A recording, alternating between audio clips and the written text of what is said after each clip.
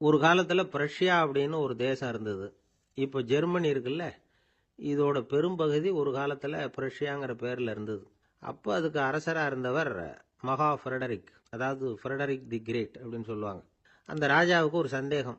நாம பல வகையான வரிகளை விதிச்சு வசூல் பண்றோம், அப்படி பண்ணி வருமானம் குறைஞ்சிக்கிட்டே போகுதே, இதுக்கு என்ன காரணமா இருக்கும்? இதுதான் அவருக்கு ஏற்பட்ட சந்தேகம். ஒரு சமயம் அந்த அரசர் தம்முடைய அமைச்சர்களையும் பிரபுக்களையும் தளபதிகளையும் கூப்பிட்டு ஒரு விருந்து வச்சார். விருந்து முடிஞ்சதும் அவங்கள பார்த்து இந்த சந்தேகத்தை கேட்டார். வரிகள் அதிகமா விதிச்சு வருமானம் குறையறதுக்கு என்ன காரணம் அப்படின்னு கேட்டார். பல பேருக்கு இதுக்கு சரியா பதில் சொல்ல தெரியல. அனுபவசாலியான ஒரு தளபதி எழுந்திருச்சார். அரசே, அது எப்படிங்கிறத இப்போ உங்களுக்கு காட்டுறேன்னார். உடனே ஒரு பெரிய பனிக்கட்டி ஒன்றை தன்னுடைய கையில் எடுத்தார். அதை அப்படியும் எப்படியும் திருப்பி பார்த்தார். அப்புறம் அடுத்தவர்கிட்ட கொடுத்தார். அவரும் அதை அப்படியும் இப்படியும் திருப்பி பார்த்துட்டு அடுத்தபடியா இருந்தவர்கிட்ட கொடுத்தார். இப்படியே இதை ஒவ்வொருத்தரா பார்த்துட்டு ஒவ்வொரு கையா மாறி கடைசியில மன்னர் கைக்கு போய் சேர்ந்தது. மன்னர் கைக்கு அந்த பனிக்கட்டி போய் சேர்ந்தப்போ அது கொஞ்சம் கொஞ்சமா உருகி ஒரு பட்டாணி கடலை சைஸுக்கு ஆயிட்டுது. மன்னர் யோசனை பண்ணார், வரி அதிகமா போட்டாலும் வந்து சேர்றது குறைவா இருக்கிறதுக்கு என்ன காரணம் அப்படிங்கிறது அவருக்கு புரிஞ்சு போச்சு. காலம்தான் மாறிட்டு இருக்கே தவிர இந்த கையூட்டு வாங்குற பழக்கம் மாறினதாக தெரியல. இன்னொரு ராஜா இருந்தார். அவர் தன்னுடைய ராஜாங்கத்துல லஞ்ச ஊழலே சுத்தமா இருக்கக்கூடாது அப்படின்னு நினைச்சார். அவர்கிட்ட பல்வேறு துறைகளுக்கும் பொறுப்பா இருந்த பல பேரும் ரொம்ப சுத்தமாகவும் நேர்மையாகவும் இருந்தாங்க.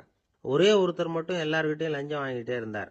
அவரை வேற வேற துறைகளுக்கு மாத்தி பார்த்தாரு. அந்த ராஜா என்னென்னமோ பண்ணி பார்க்கறாரு. எந்த வேலையை கொடுத்தாலும் அதுலேயும் லஞ்சம் வாங்கறதுக்கு ஒரு வழியை உண்டு பண்ணிக்குவார் அந்த ஆள். ராஜாவுக்கு இது ஒரு பெரிய தலைவலியா போயிட்டுது. இவர் என்ன பண்றது, இவருக்கு என்ன வேலையை கொடுக்கறது, கொஞ்சம் கூட லஞ்சம் வாங்கறதுக்கு சான்ஸே இல்லாத ஒரு வேலையை கொடுக்கணும் அப்படின்னு திட்டம் போட்டார். ஒரு நாள் அவருக்கு அந்த உத்தரவும் போட்டுட்டார். அதாவது அவருக்கு என்ன வேலைன்னா, கடற்கரையில தான் அவருக்கு ஆபீஸ். அங்கேயே இருந்துக்க வேண்டியது. தினமும் எத்தனை கடல் அலை கரையில வந்து மோதுது அப்படிங்கிறத கணக்கெடுத்து ராஜாவுக்கு தெரிவிக்க வேண்டியது. இதுதான் அவருக்கு வேலை. பேசாம அலையை எண்ணிட்டு உட்காந்துருக்கிட்டோம், அப்போவாவது அவர் லஞ்சம் வாங்குற சந்தர்ப்பம் இல்லாமல் போயிடும் அவருக்கு அப்படின்னு நினைச்சார் ராஜா. இந்த ஆளு கடற்கரைக்கு போய் டியூட்டியில ஜாயின் பண்ணிட்டார். ஒரே மாசத்துல அங்க சொந்தமா ஒரு பிரம்மாண்டமான மாளிகை கட்டி விட்டாரு. ராஜாவுக்கு இது பெரிய ஆச்சரியமா போச்சு. அலைய என்ற வேலையில அந்த ஆள் எப்படி பணம் சம்பாதிச்சார் அப்படின்னு விசாரிச்சு பார்த்தார் அக்கம் பக்கத்துல.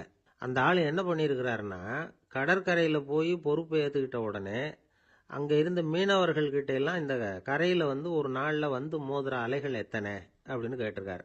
அது எப்படிங்க தெரியும் இருக்காங்க அவங்க. தினமும் அந்த எண்ணிக்கை தெரியணும். நம்ம ராஜாவுக்கு தினமும் அறிக்கை அனுப்பணும், டெய்லி ரிப்போர்ட்டு. தவறுனா நீங்க இந்த கடல்ல போய் மீன் பிடிக்கிறதுக்கு ராஜாவோட அனுமதி கிடைக்காது அப்படின்னு இருக்காரு. உடனே மீனவர்களும் பயந்து போட்டாங்க. கடலுக்கு போறதுக்கு அனுமதி இல்லைன்னா பட்டினி கிடக்கிறது மாதிரி ஆயிடுமே. மெதுவா அந்த ஆளுகிட்ட போனாங்க. காதோட காதா சொன்னாங்க, ஐயா, எங்களால வந்து கடல் அலைய வந்து எண்ண முடியாது. தினமும் எங்களால முடிஞ்சதை உங்களுக்கு பணமா கொடுத்துட்றோம். நீங்க தான் ராஜா கிட்ட சிபாரிசு பண்ணி நாங்க தொடர்ந்து மீன் பிடிக்கிறதுக்கு அனுமதி வாங்கி கொடுக்கணும் அப்படின்னு வேண்டிக்கிட்டாங்க. பணம் தினமும் வந்து சேர ஆரம்பிச்சுட்டுது. பதவியில மற்ற பதவியோட இந்த பதவி எவ்வளவோ மேல் அப்படின்னு நினைச்சுட்டான் அந்த ஆள். அது மட்டும் இல்ல, தயவு பண்ணி என்னை இந்த இடத்த விட்டு மாத்தி விடாதீங்க சார் அப்படின்னு வேற கேட்க ஆரம்பிச்சுட்டானா. இயேசுநாதர்கிட்ட ஒருத்தர் வந்து கேட்டாராம், இயேசுவே, என்னை எவ்வளவு நேசிக்கிறீர்கள் அப்படின்னு. அவர் தன்னுடைய இரு கைகளையும் அகல விரித்து இவ்வளவு என்று சொல்லி சிலுவையில் உயிர் நீத்தார் அப்படின்னு சொல்லுவாங்க. அதாவது அந்த நேசிப்புக்கு எல்லை கிடையாது, அதே போல மன்னிப்புக்கும் எல்லை கிடையாது. இது இயேசுநாதர் சொல்லி கொடுத்த ஒரு பாடம். இயேசுனுடைய சீடர்கள்ல ஒருத்தன் பீட்டர், அவன் ஒரு நாள் இயேசுநாதர்கிட்ட கேட்டிருக்கான், இயேசுவே, நான் வந்து என்னுடைய தம்பி கிட்ட அடிக்கடி சண்டை போட்டுக்கிட்டு இருக்கிறேன், என்னுடைய சகோதரன் கூட. அவனை நான் எத்தனை தடவை மன்னிக்கிறது? ஏற்கனவே 7 தடவை அவனை மன்னிச்சுட்டேன் அப்படின்னு சொல்லியிருக்கிறான். அப்போ இயேசு சொன்னாராம், மன்னிக்கிறதுக்கு எத்தனை தடவைங்கிற கணக்கெல்லாம் கிடையாது. எத்தனை தடவை உன்னுடைய சகோதரன் உன்னை கோபப்படுத்துகிறானோ அத்தனை தடவை நீ மன்னிக்கிறதுக்கும் தயாரா இருக்கணும், அதுதான் அப்படின்னு சொன்னாராம். அப்போ இவனுக்கு ஒன்றும் புரியல. இது என்ன, அவன் தப்பு பண்ணிக்கிட்டே இருப்பான், நாம மன்னிச்சுக்கிட்டே இருக்கிறதா அப்படிங்கிறது மாதிரி குழப்பமா இருந்திருக்கிறான். அப்போ இயேசுநாதர் தன்னுடைய சீடன் பீட்டர் கிட்ட ஒரு கதை சொன்னாராம். அந்த கதை இன்றைக்கு நாம வந்து எல்லாரும் சிந்தித்து பார்க்க வேண்டிய ஒரு கதை. அதாவது மன்னிப்பை விரும்புகிறவர்கள் மன்னிக்கவும் தயாராக இருக்க வேண்டும் அப்படிங்கிறது தான் அந்த கதையினுடைய தத்துவம். அந்த இயேசுநாதர் சொன்ன கதை என்னன்னா, ஒரு மன்னர் இருந்தார். அவர் ஒரு நாள் அரண்மனையில் உட்காந்து கணக்கு வழக்குகள்லாம் பார்த்துக்கிட்டு இருந்தார்.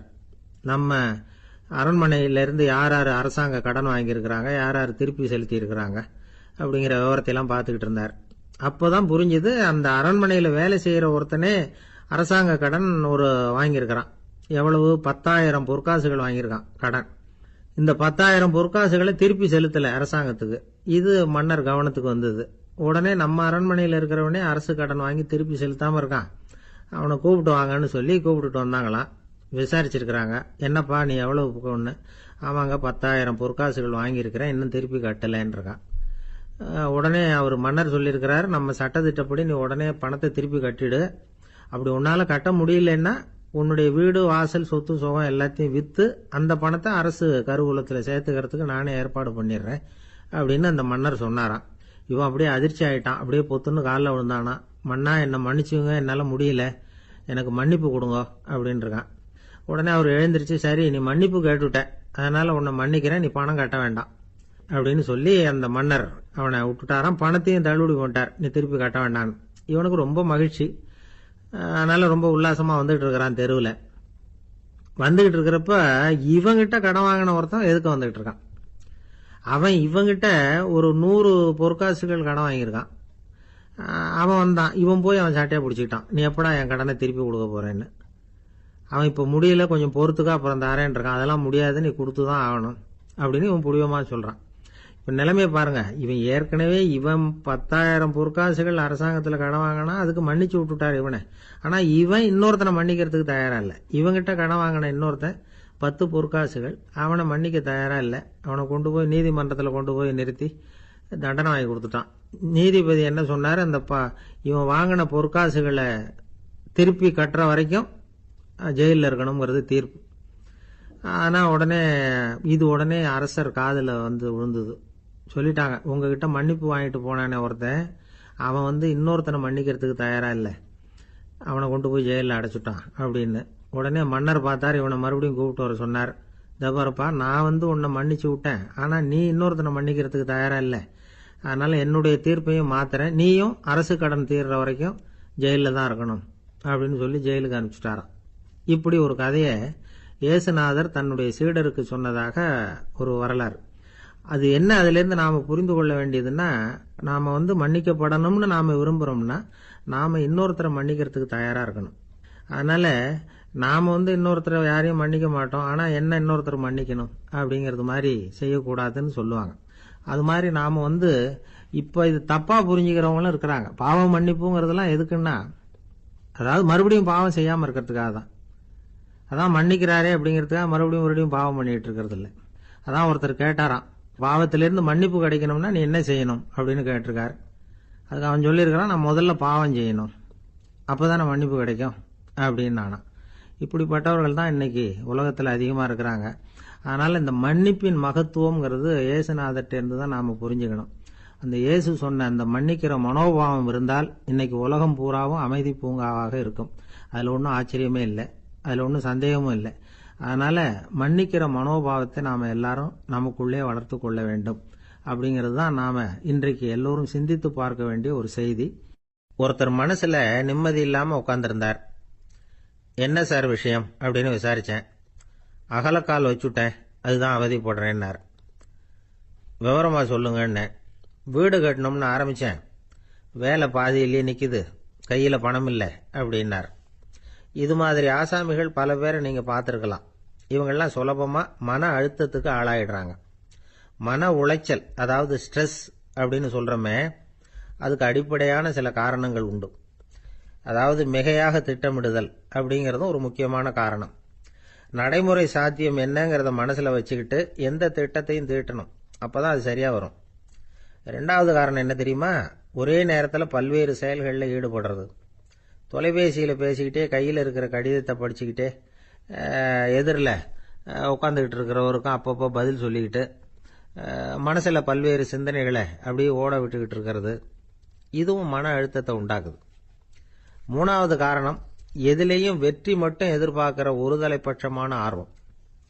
நாம் தொட்டதெல்லாம் வெற்றியாகவே முடியணும் அப்படின்னு எதிர்பார்க்குறவங்க ஏதாவது ஒன்றில் தோல்வியை கண்டா தோண்டு போயிடுறாங்க.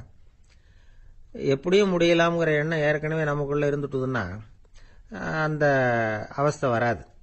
அதனால் அதுவும் நம்ம வளர்த்து கொள்ள வேண்டிய ஒரு குணம். மன உளைச்சல் ஏற்படுறதுக்கு இன்னொரு காரணம் எதையும் வேகமாக செஞ்சுடணும் அப்படிங்கிற துடிப்பு. அந்த துடிப்பே மனசை அழுத்த ஆரம்பிச்சிடும்.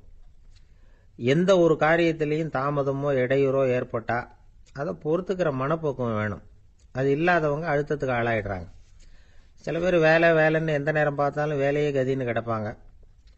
பொழுதுபோக்குக்கோ உடற்பயிற்சிக்கோ குடும்பத்தில் உள்ளவங்க அல்லது நண்பர்கள் கூட கலந்துரையாடவோ கொஞ்சம் கூட நேரம் ஒதுக்க மாட்டாங்க. இந்த சுபாவம் மன அழுத்தத்தை உண்டு பண்ணும். இதையெல்லாம் புரிஞ்சுக்கிட்டு அதிலிருந்து விடுபடுறது எப்படின்னு யோசிக்கணும். வல்லுநர்கள் இது தொடர்பாக சில யோசனைகளை சொல்லி வச்சிருக்கிறாங்க. அது என்னன்னா, வாழ்க்கைங்கிறது பிரச்சனைகளால் பின்னப்பட்ட ஒன்று. அது எப்பவுமே முடிவடையாத ஒரு தொடர்கதை அப்படிங்கிறத முதல்ல நாம் புரிஞ்சுக்கணும். ஒரே நேரத்தில் ஒரு காரியத்தில் மட்டுமே நாம் கவனம் செலுத்தணும். அடுத்தவங்க காரியத்தில் தலையிடக்கூடாது. எதையும் பேச ஆரம்பிக்கிறதுக்கு முன்னாடி நம்மை நாமே கேட்டுக்க வேண்டிய கேள்வி 2. 1, நான் சொல்ல போகிறது ரொம்ப முக்கியமானதா? 2வது, நான் சொல்கிறத அவங்க கேட்கறதுக்கு ஆசைப்படுறாங்களா? நான் பேசுறதுக்கு அது சரியான நேரம் தானா? இதை யோசித்து பார்த்ததுக்கப்புறம் எதையும் பேச ஆரம்பிக்கணும். முடிஞ்ச அளவுக்கு வளைந்து போகிற சுபாவத்தை வளர்த்துக்கணும். நம்ம நேரம் விலை மதிப்பு இல்லாதது. அதை வீணாக்கக்கூடாது. சிரிக்க தெரியலனாலும் பரவாயில்ல, முகத்தில் கொஞ்சம் புன்முறுவலாவது காட்டணும். இதெல்லாம் ரொம்ப முக்கியம். அடுத்தவங்க ஏதாவது செஞ்சால் உடனே நன்றி சொல்ல மறக்கப்படாது. தினமும் கொஞ்சம் நேரத்தை தனிமையில் செலவு பண்ணணும். மன உளைச்சலிருந்து விடுபடுறதுக்கு 3 முக்கிய வழிகள் சொல்கிறாங்க. அதை சுருக்கமாக ரெட் அப்படின்னு சொல்கிறாங்க. RED ஆங்கில எழுத்தில். அந்த முதல் எழுத்து R, அது என்னன்னா ரிலாக்ஸேஷன், அதாவது இடை ஓய்வு. 2வது E எக்ஸர்சைஸ், உடற்பயிற்சி. 3வது டயட், திட்டமிட்ட உணவு முறை. அதனால் தியானம், மூச்சு பயிற்சி இதெல்லாம் இந்த இடை ஓய்வுக்கு வழிகள். எந்த வேலையையும் தொடர்ந்து செய்யக்கூடாது. எல்லார்கிட்டையும் கலகலப்பாக பழகணும். மாதத்துக்கு ஒரு நாளாவது குடும்பத்தோடு வெளியில் போயிட்டு வரணும். சுலபமான உடற்பயிற்சிகளை செய்யலாம். உடற்பயிற்சிங்கிறது நமக்காக நாம் செய்கிற ஒரு நீண்டகால முதலீடு அப்படின்னு சொல்லுவாங்க. அதாவது லாங் டேர்ம் இன்வெஸ்ட்மெண்ட்டாம். அளவோடு சாப்பிட்ணும், மெதுவாக சாப்பிட்ணும்.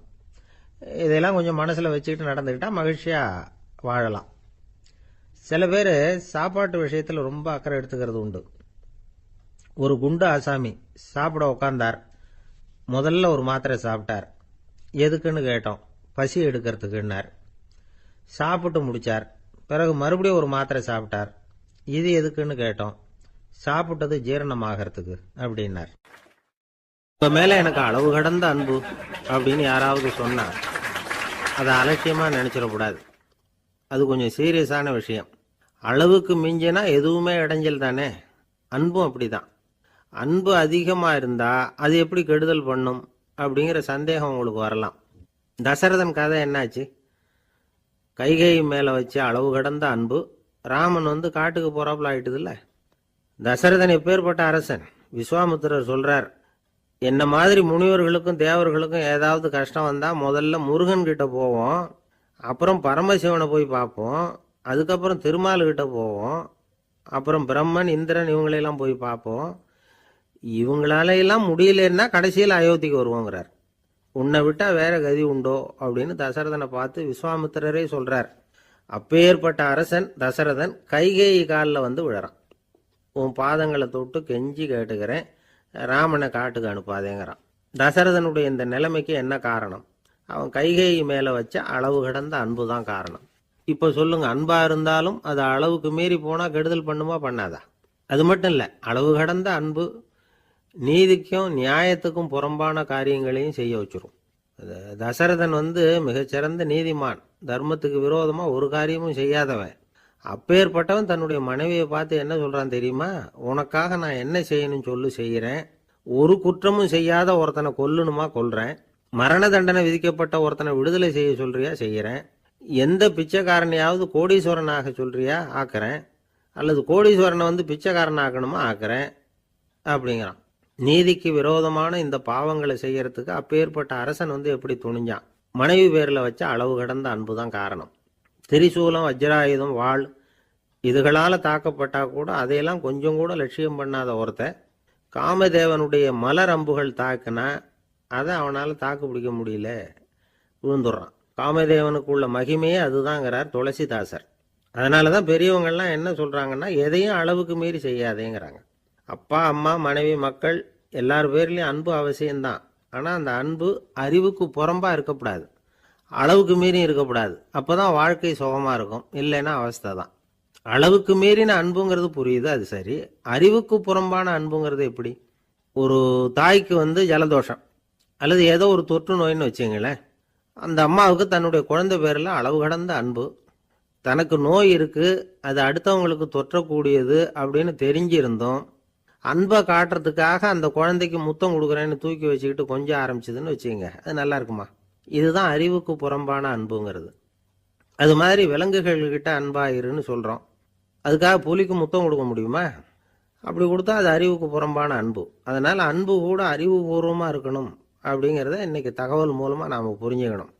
இந்த காலத்து காதலன் தன்னுடைய காதலிகிட்ட சொன்னானாம், இதை பாரு, உன் பேரில் எனக்கு அளவு கடந்த அன்பு, உனக்காக என்ன செய்யணும்னு சொல்லி செய்கிறேன், நெருப்பில் நடக்கணுமா நடக்கிறேன், நீரில் குதிக்கணுமா குதிக்கிறேன், உயிரையே கொடுக்கணுமா கொடுக்குறேன் அப்படின்னா.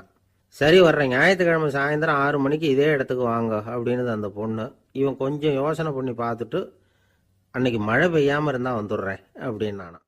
ஒரு பள்ளிக்கூடம் வகுப்பு நடந்துக்கிட்டு இருக்கு. ஆசிரியர் பாடம் நடத்திக்கிட்டு இருக்கிறார். நடத்தி முடிச்ச உடனே கேட்டார், மாணவர்களே, இதுவரைக்கும் நான் நடத்தின பாடத்தில் உங்களுக்கு ஏதாவது சந்தேகம் இருக்கா அப்படின்னு கேட்டார். அப்புறம் ஒவ்வொருத்தராக கேட்டார். ஒரு மாணவன் எழுந்திருச்சான். சார், எனக்கு சந்தேகம் எதுவுமே இல்லைன்னா. ஏன்னு கேட்டார். ஏன்னா எனக்கு நீங்கள் நடத்தின பாடம் தெளிவாக புரிஞ்சுட்டுது, அதனால சந்தேகம் வரலன்னா. இன்னொரு மாணவன் எழுந்திருச்சான். சார், எனக்கும் சந்தேகம் எதுவும் இல்லைன்னா. ஏண்டான்னு கேட்டார். ஏன்னா எனக்கு நீங்கள் நடத்தின பாடம் எதுவுமே புரியல, அதனால சந்தேகம் வரல அப்படின்னா. இந்த இடத்துல நாம் கொஞ்சம் சிந்திச்சு பார்க்கணும். இந்த உலகத்தில் எல்லாம் புரிஞ்ச ஒருத்தனுக்கும் சந்தேகம் வராது, எதுவுமே புரியாத ஒருத்தனுக்கும் சந்தேகம் வராது. அறகுறையாக புரிஞ்சுக்கிட்டவன் இருக்கான் பாருங்க, அவனுக்கு தான் அடிக்கடி சந்தேகம் வரும். ஆக மாணவர்களை இந்த 3 வகையாக பிரிக்கலாம். அதே மாதிரி தான் மனிதர்களையும் 3 வகையாக பிரிக்கிறாங்க ஆன்மீகவாதிகள். ஒரு ஆன்மீக பெரியவர் என்ன சொல்றார் தெரியுமா? இந்த உலகத்தில் 3 வகையான மனிதர்கள் இருக்கிறாங்களாம். முதல் வகை எப்படி தெரியுமா? இவங்களுக்கு எதையும் தெரிஞ்சுக்கணுங்கிற அவசியமே கிடையாது. ஏன்னா அவங்களுக்கு எல்லாமும் தெரியும். இவங்க ஞானத்தின் முழு வடிவா இருக்கிற காரணத்தினால அவங்களுக்கு எந்த சந்தேகமும் இல்லை, எந்த கேள்விகளும் கிடையாது. இந்த நிலையில இருக்கிறவன் கிருஷ்ணன். எல்லாத்துக்கும் விட தெரிஞ்சுக்கிட்ட நிலையில அவன் விடையாக மாறிவிட்டான் அப்படின்னு சொல்லுவாங்க. 2வது நிலையில இருக்கிறவன் அர்ஜுனன். இவனுக்கு எப்போ பார்த்தாலும் கேள்விதான், சந்தேகம்தான். பதில் சொல்ல சொல்ல அவனுக்கு இருக்கிற சந்தேகமும் அதிகமாகிட்டே இருக்கும், குறையவே குறையாது. அர்ஜுனன் மாதிரி உள்ளவங்க எப்பவும் கேள்வி கேட்டுக்கிட்டே இருப்பாங்க. ஒரு கேள்விக்கு விட கிடைச்சுட்டுன்னு வைங்க, உடனே இன்னொரு கேள்வி அவங்க கிட்ட இருந்து வரும். கிருஷ்ணனுடைய நிலை எப்படின்னா, அது கேள்விகளே அற்ற ஒரு நிலை. அர்ஜுனனுடைய நிலை எப்படின்னா, அது கேள்விகளை தவிர வேறு எதுவும் அற்ற ஒரு நிலை. இவங்களை தவிர இன்னொரு ஆள் இருக்கிறான், அவனுக்கும் கேள்விகள் அற்ற ஒரு நிலை தான். அவன் யாருன்னா துரியோதனன். இவனுக்கு தெரிஞ்சுக்கணுங்கிற எண்ணமே சுத்தமாக கிடையாது. ஆவலே இல்லைங்கிறதுனால அதை புரிஞ்சுக்கணுங்கிற அவசியமும் இல்லை. அதனால அவனுக்கு கேள்விகள் அற்ற ஒரு நிலையில அவன் இருந்துகிட்டு இருக்கிறான். எல்லா பதிலும் தெரிந்து கொண்ட நிலையில கிருஷ்ணனும் கேள்விகள் அற்ற நிலையில இருக்கிறான். தெரிஞ்சுக்கணுங்கிற ஆவலே இல்லாத துரியோதனனும் கேள்விகள் அற்ற நிலையிலே இருக்கிறான். இப்படியும் இல்லாம அப்படியும் இல்லாம 2ம் கெட்டான் நிலையில இருக்கிறானே, அவன் தான் அர்ஜுனன். அதனால பெரியவங்கள்லாம் என்ன சொல்றாங்கன்னா, இந்த உலகத்துல அர்ஜுனன்களா இருக்கிறவங்க ஒன்று துரியோதனனா மாறிடணும், இல்லைன்னா கிருஷ்ணனா மாறிடணும். இதை தவிர வேற வாய்ப்பு இல்லை. துரியோதனன் மாதிரி உள்ளது விலங்கு நிலை, கிருஷ்ணன் மாதிரி உள்ளது தெய்வ நிலை. அர்ஜுனன் விலங்காவும் ஆக முடியல, தெய்வமாவும் ஆக முடியல. இப்படி 2ம் கெட்டானா இருக்கிற வரைக்கும் இந்த கேள்விகளும் பிரச்சனைகளும் இருந்துகிட்டே தான் இருக்கும். இதுதான் பெரியவர்கள் சொல்லுகிற அனுபவ உண்மை. ஒரு ஆசிரியர் ரொம்பவும் விரிவா விளக்கமா பாடம் நடத்தின பிறகு, மாணவர்களே ஏதாவது சந்தேகம் இருந்தா கேளுங்கன்னாராம். ஒரு மாணவன் எழுந்திருச்சான். சார், எனக்கு ஒரு சந்தேகம்னா. என்னன்னு கேட்டார். இது வரைக்கும் என்ன பாடம் சார் நடத்துனீங்க அப்படின்னா அந்த பையன். இந்த உலகத்துல எத்தனை வகையான மனிதர்கள் இருக்கிறாங்க, ஒவ்வொரு மனிதனுமே ஒவ்வொரு வகை அப்படிங்கிறாங்க விஞ்ஞானிகள். மனிதர்களை 3 வகையா பிரிக்கலாம் அப்படின்னு சொல்றாங்க மெய்ஞானிகள். இவங்களை பத்திலாம் ஏற்கனவே நாம பேசியிருக்கிறோம். இப்போ டாக்டர் எட்வர்டு பேட்ச் அப்படிங்கிற நிபுணர் என்ன சொல்றாரு தெரியுமா? மனிதர்களை 7 வகையா பிரிக்கலாம்ங்கிறார். மனிதர்களின் மனநிலை அடிப்படையில அவங்களை 7 விதமா வகைப்படுத்துறார் அவர். சரி, அது என்ன 7 வகை? முதல் வகை என்னன்னா, பயந்த குணம் உள்ளவங்க. சார் ரொம்ப பயந்த சுபாவம், வீட்டில் கூட வாயே திறக்க மாட்டார், சாப்பிட போறப்ப மட்டும்தான் கொஞ்சம் வாயை திறப்பார், அப்புறம் மூடிக்குவார் அப்படின்னு சில பேரை பத்தி நாம பேசிக்கிறது உண்டு. இவங்கெல்லாம் இந்த வகை, அதாவது பயந்த குணம் உள்ளவர்கள் அப்படிங்கிற முதல் வகை. சரி, 2வது வகை என்னன்னா, சஞ்சலப்படுகிறவர்கள். எதுக்கு எடுத்தாலும் கலக்கம், குழப்பம், இப்படியே காலம் தள்ளிட்டு இருப்பாங்க. பல பேர் பார்த்துருப்பீங்க. அவங்கெல்லாம் இந்த வகை. 3வது வகை என்னன்னா, யதார்த்த உலகை மறந்து கற்பனை உலகத்திலேயே மிதக்கிறவங்க. இளைஞர்கள், கவிஞர்கள், இப்படி பல பேர் இருக்கிறாங்க. எப்போ பார்த்தாலும் கற்பனை உலகத்திலேயே மிதந்துக்கிட்டு இருப்பாங்க. கிட்டத்தில் போய் என்னங்க ஒரு மாதிரியா இருக்கிறீங்க அப்படின்னு கேட்டு பாருங்க, அவங்களெல்லாம் ஏதோ ஒரு அற்ப புழுவை பார்க்கறது மாதிரி அவங்கள பார்ப்பாங்க. அதுவும் அந்த வானத்து நிலாவை பாருங்கள், அது என்னை வா வான்னு கூப்பிடுது, எனக்கு சீக்கிரத்தில் ஒரு நாள் சிறகுகள் முளைக்கும், சிறகடித்து வானத்தில் பறந்து போவேன், அந்த செல்ல நிலாவை கொஞ்சிவிட்டு வருவேன், இப்படிலாம் பேசிக்கிட்டு இருப்பாங்க. கொஞ்சிறது அப்புறம் இருக்கட்டும், இப்போ கஞ்சிக்கு வழியே பாருப்பா அப்படின்னா அதை காதில் வாங்க மாட்டாங்க. நாம் ஏதோ இந்த உலகத்தை அனுபவிக்க தெரியாதவர்கள் மாதிரி நம்மளை அவங்க கவனிப்பாங்க. இப்படி ஒரு ரகம். 4வது வகை மனிதர்கள் எப்படின்னா, இவங்க தனிமை உணர்வு மிக்கவர்கள். இவங்க மற்றவங்களோட இயல்பா நெருங்கி பழகிறதில்ல, தான் உண்டு தன்னுடைய வேலை உண்டுன்னு இருந்துட்டு போறவங்க. அடுத்த வீட்டில் இருக்கிறவர் யார் அப்படின்னு கேட்டா கூட அடுத்த வீடுன்னு ஒன்று இருக்கா அப்படிங்கிறது மாதிரி நம்ம முகத்தை பார்ப்பாங்க. அவங்க கிட்ட மேற்கொண்டு நாம என்னத்தை பேச முடியும்? இப்படி ஒரு வகை. 5வது வகை மனிதர்கள் எப்படின்னா, இவங்க மற்றவங்க செல்வாக்குக்கு உட்பட மறுப்பவர்கள். அடுத்தவங்களோட செல்வாக்குக்கு இவங்க ஆட்படுறதில்ல. நான் யார் தெரியுமான்னு கேட்டா அதை தெரிஞ்சுட்டு எனக்கு என்ன ஆக போகுதும்பாங்க. இவங்கெல்லாம் அந்த ரகம். 6வது வகை மனிதர்கள் எப்பவும் எதுலேயும் பற்றில்லாம இருக்கிறவங்க. இது ஒரு துறவு மனப்பான்மை. இயல்பாகவே சில பேர் இப்படி உண்டு, அவங்களுக்கு எதுலேயும் ஒரு ஈடுபாடு இருக்காது. அப்படிப்பட்டவங்கெல்லாம் 6வது வகை. 7வது வகை மனிதர்கள் மற்றவங்க கவலையை தன்னுடையதா ஆக்கிக்கிட்டு கவலைப்படுறவங்க. இவங்கெல்லாம் மகாத்மாக்கள். தாம் வேறு அடுத்தவங்க வேறு அப்படிங்கிற எண்ணம் இவங்களுக்கு வர்றதில்லை. அதனால அடுத்தவங்களுக்கு ஒரு துன்பம் வந்ததுன்னா இவங்களால சும்மா இருக்க முடியறதில்ல. ஆக கூடி இப்படி 7 விதமான மனிதர்களை அடையாளம் காட்டுறார் அந்த நிபுணர். இதுல நாம எந்த வகையில வர்றோம் அப்படிங்கிறத நாம தான் அடையாளம் கண்டுபிடிக்கணும். எனக்கு தெரிஞ்ச ஒரு மனிதர் உண்டு. அவர் ஒரு வித்தியாசமான வகை. எதையும் நடைமுறை சாத்தியமா சிந்திக்கிறவர். எப்பவும் அடுத்தவங்களும் நல்லா இருக்கணும், நாமும் நல்லா இருக்கணும் அப்படின்னு ஆசைப்படுறவர். அவருக்கு ஒரு சமயம் திடீர்னு உடம்பு சுகம் இல்லாம போயிட்டுது. டாக்டர் கிட்ட போனார், பணம் கொடுத்தார், வைத்தியம் பார்த்துக்கிட்டார். அவர் எழுதி கொடுத்த மருந்து சீட்டை வாங்கினார். ஒரு மருந்து கடைக்கு போனார், பணம் கொடுத்தார், மருந்து வாங்கினார். அதை எடுத்துட்டு வீட்டுக்கு வந்தார். அதுக்கப்புறம் அந்த மருந்து அவர் சாப்பிடணும்ல, சாப்பிடவே இல்லை, அப்படியே சும்மா வச்சுட்டார். அவரை பார்த்து கேட்டேன், ஏன் சார் இப்படி பண்றீங்க, வீண் செலவு தானே இது, நீங்க ஏன் டாக்டர்கிட்ட போய் பணம் செலவு பண்ணுனீங்கன்னு கேட்டேன். அவர் சொன்னாரு, டாக்டர் வாழணும் இல்லையா, அதனாலதான் அப்படின்னார். சரி, அப்புறம் ஏன் மருந்து வாங்கினீங்க அப்படின்னு கேட்டேன். மருந்து கடைக்காரர் வாழணும் இல்லையா, அதனாலதான் அப்படின்னார். சரி, அப்புறம் ஏன் வாங்கின மருந்து சாப்பிடாம வச்சுட்டீங்க அப்படின்னதுக்கு, நான் வாழணும் இல்லையா அதனாலதான் அப்படின்னார். இவர் வாழ்க்கையை புரிஞ்சுக்கிட்டவர். இப்படி வாழ்க்கையை புரிந்து கொண்டு வாழ தெரிஞ்சுக்கணும். எந்த வகை மனிதர் நாம் அப்படிங்கிறத புரிஞ்சுக்கிட்டு வாழ்ந்தோம்னா வாழ்க்கையில வெற்றி நிச்சயம். சீடன் வெளியூர் புறப்படுறதுக்கு தயாரா இருந்தான். ரொம்ப தூரம் போக போறான். திரும்பி வர நாளாகும். புறப்படுறதுக்கான ஆயத்த வேலைகள்ல ஈடுபட்டிருந்தான். அந்த சமயம் பார்த்து இன்னொரு சீடன் அவங்கிட்ட வந்தான். நம்ம குரு உன்னை அழைச்சிட்டு வர சொன்னார், வா அப்படின்னு கூப்பிட்டான். இவன் உடனே புறப்பட்டு போனான். குருநாதரை பார்த்தான். அவர் காலில் விழுந்து வணங்கினான். வணங்கிவிட்டு எழுந்திரிச்சான். அவ்வளவுதான். குரு ஏதாவது உபதேசம் பண்ணுவாருன்னு எதிர்பார்த்தான். ஆனா நடந்தது என்ன தெரியுமா? குரு அவனுக்கு ஓங்கி ஒரு அடி கொடுத்தார். எதிர்பாராம இந்த அடியை வாங்கினதும் அந்த சீடன் அதிர்ந்து போயிட்டான். பக்கத்துல இருந்த மற்ற சீடர்களும் திகைச்சு போய் நின்னுட்டாங்க. அடி வாங்கின சீடனுக்கு மனசுக்குள்ள குழப்பம். நாம என்ன தப்பு பண்ணணும், புறப்படுற நேரத்துல இப்படி குரு கிட்ட அடி வாங்குற மாதிரி ஆயிட்டுதே அப்படின்னு நினைச்சு மனசுக்குள்ள ரொம்ப வேதனைப்பட்டான். கொஞ்சம் துணிச்சலை வரவழைச்சுக்கிட்டு குருநாதர்கிட்டயே கேட்டுட்டான், சுவாமி நான் என்ன தப்பு பண்ணினேன், என்ன இப்படி அடிச்சுட்டீங்களே, ஒரு வார்த்தை கூட உங்களை எதிர்த்து நான் பேசினது இல்லையே, இவ்வளவு காலமா உங்க விருப்பத்துக்கு விரோதமா ஒரு காரியம் கூட நான் செஞ்சது இல்லையே, வந்ததும் வராததுமா ஒண்ணுமே சொல்லாம என்ன அடிச்சுட்டீங்களே, குருவே நான் செஞ்ச குற்றம் தான் என்ன அப்படின்னு கண்ணீரோட பரிதாபமா கேட்டானா அந்த சீடன். ஆனா அந்த குரு முகத்துல கொஞ்சம் கூட கோபம் இல்லை.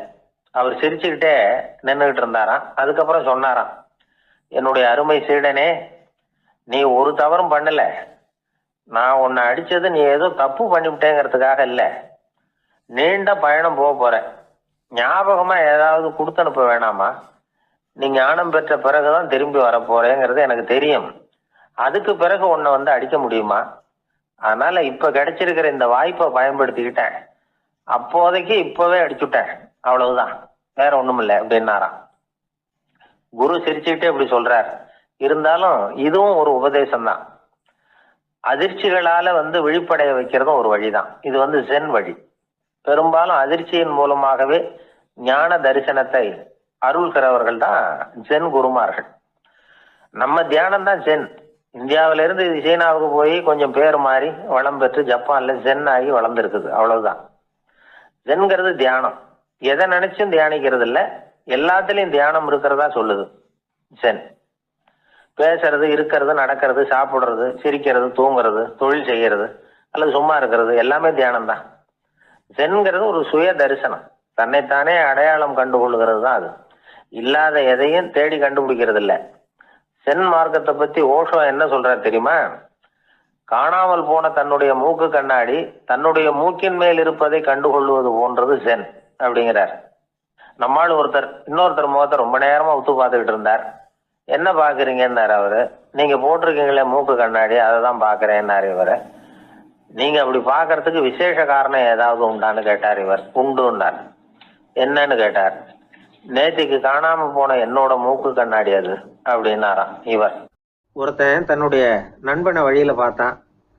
என்னப்பா லெட்டர் போட்டுனே கிடைச்சதா அப்படின்னா. ஓ கிடைச்சதேன்னா அவன். இவன் உடனே ஏன்டா போய் சொல்ற, நான் உனக்கு லெட்டரே போடல, சும்மா தான் கேட்டேன், உடனே கிடைச்சிட்டுதுங்கிறிய அப்படின்னா.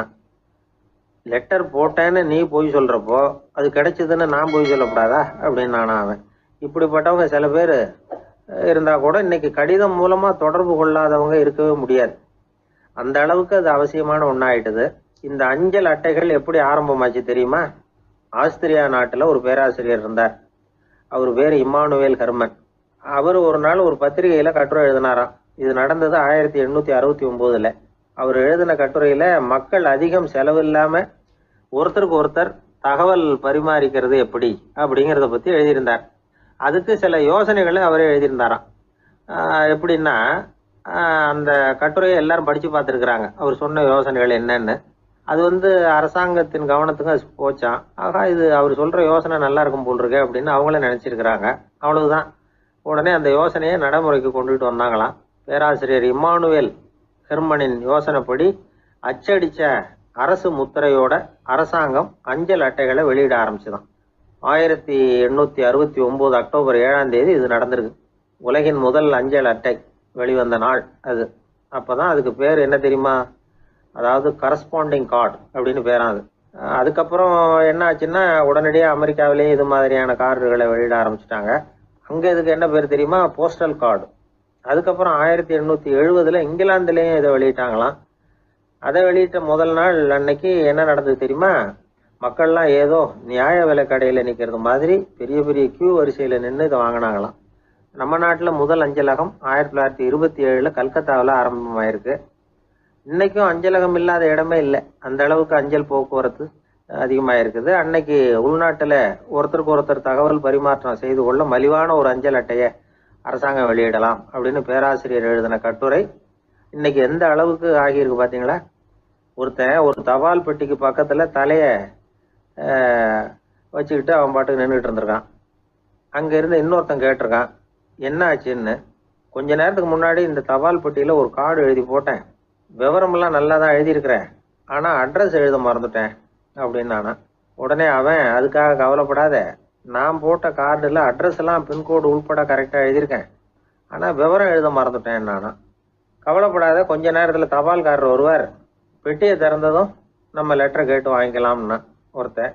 கொஞ்ச நேரத்துக்கு முன்னாடி அவர் வந்தார், கேட்டேன், அதுக்கப்புறம் தான் மனசுக்கு ரொம்ப கஷ்டமாக போச்சு நானா. இவன் ஏண்டான்னு கேட்டிருக்கான். அவன், இது தபால் புட்டு இல்லையா. ஒரு ஊர்ல ஒரு மன்னர் இருந்தார். ஒரு நாள் அவருடைய அரசவைக்கு ஒரு ஓவியன் வந்தான்.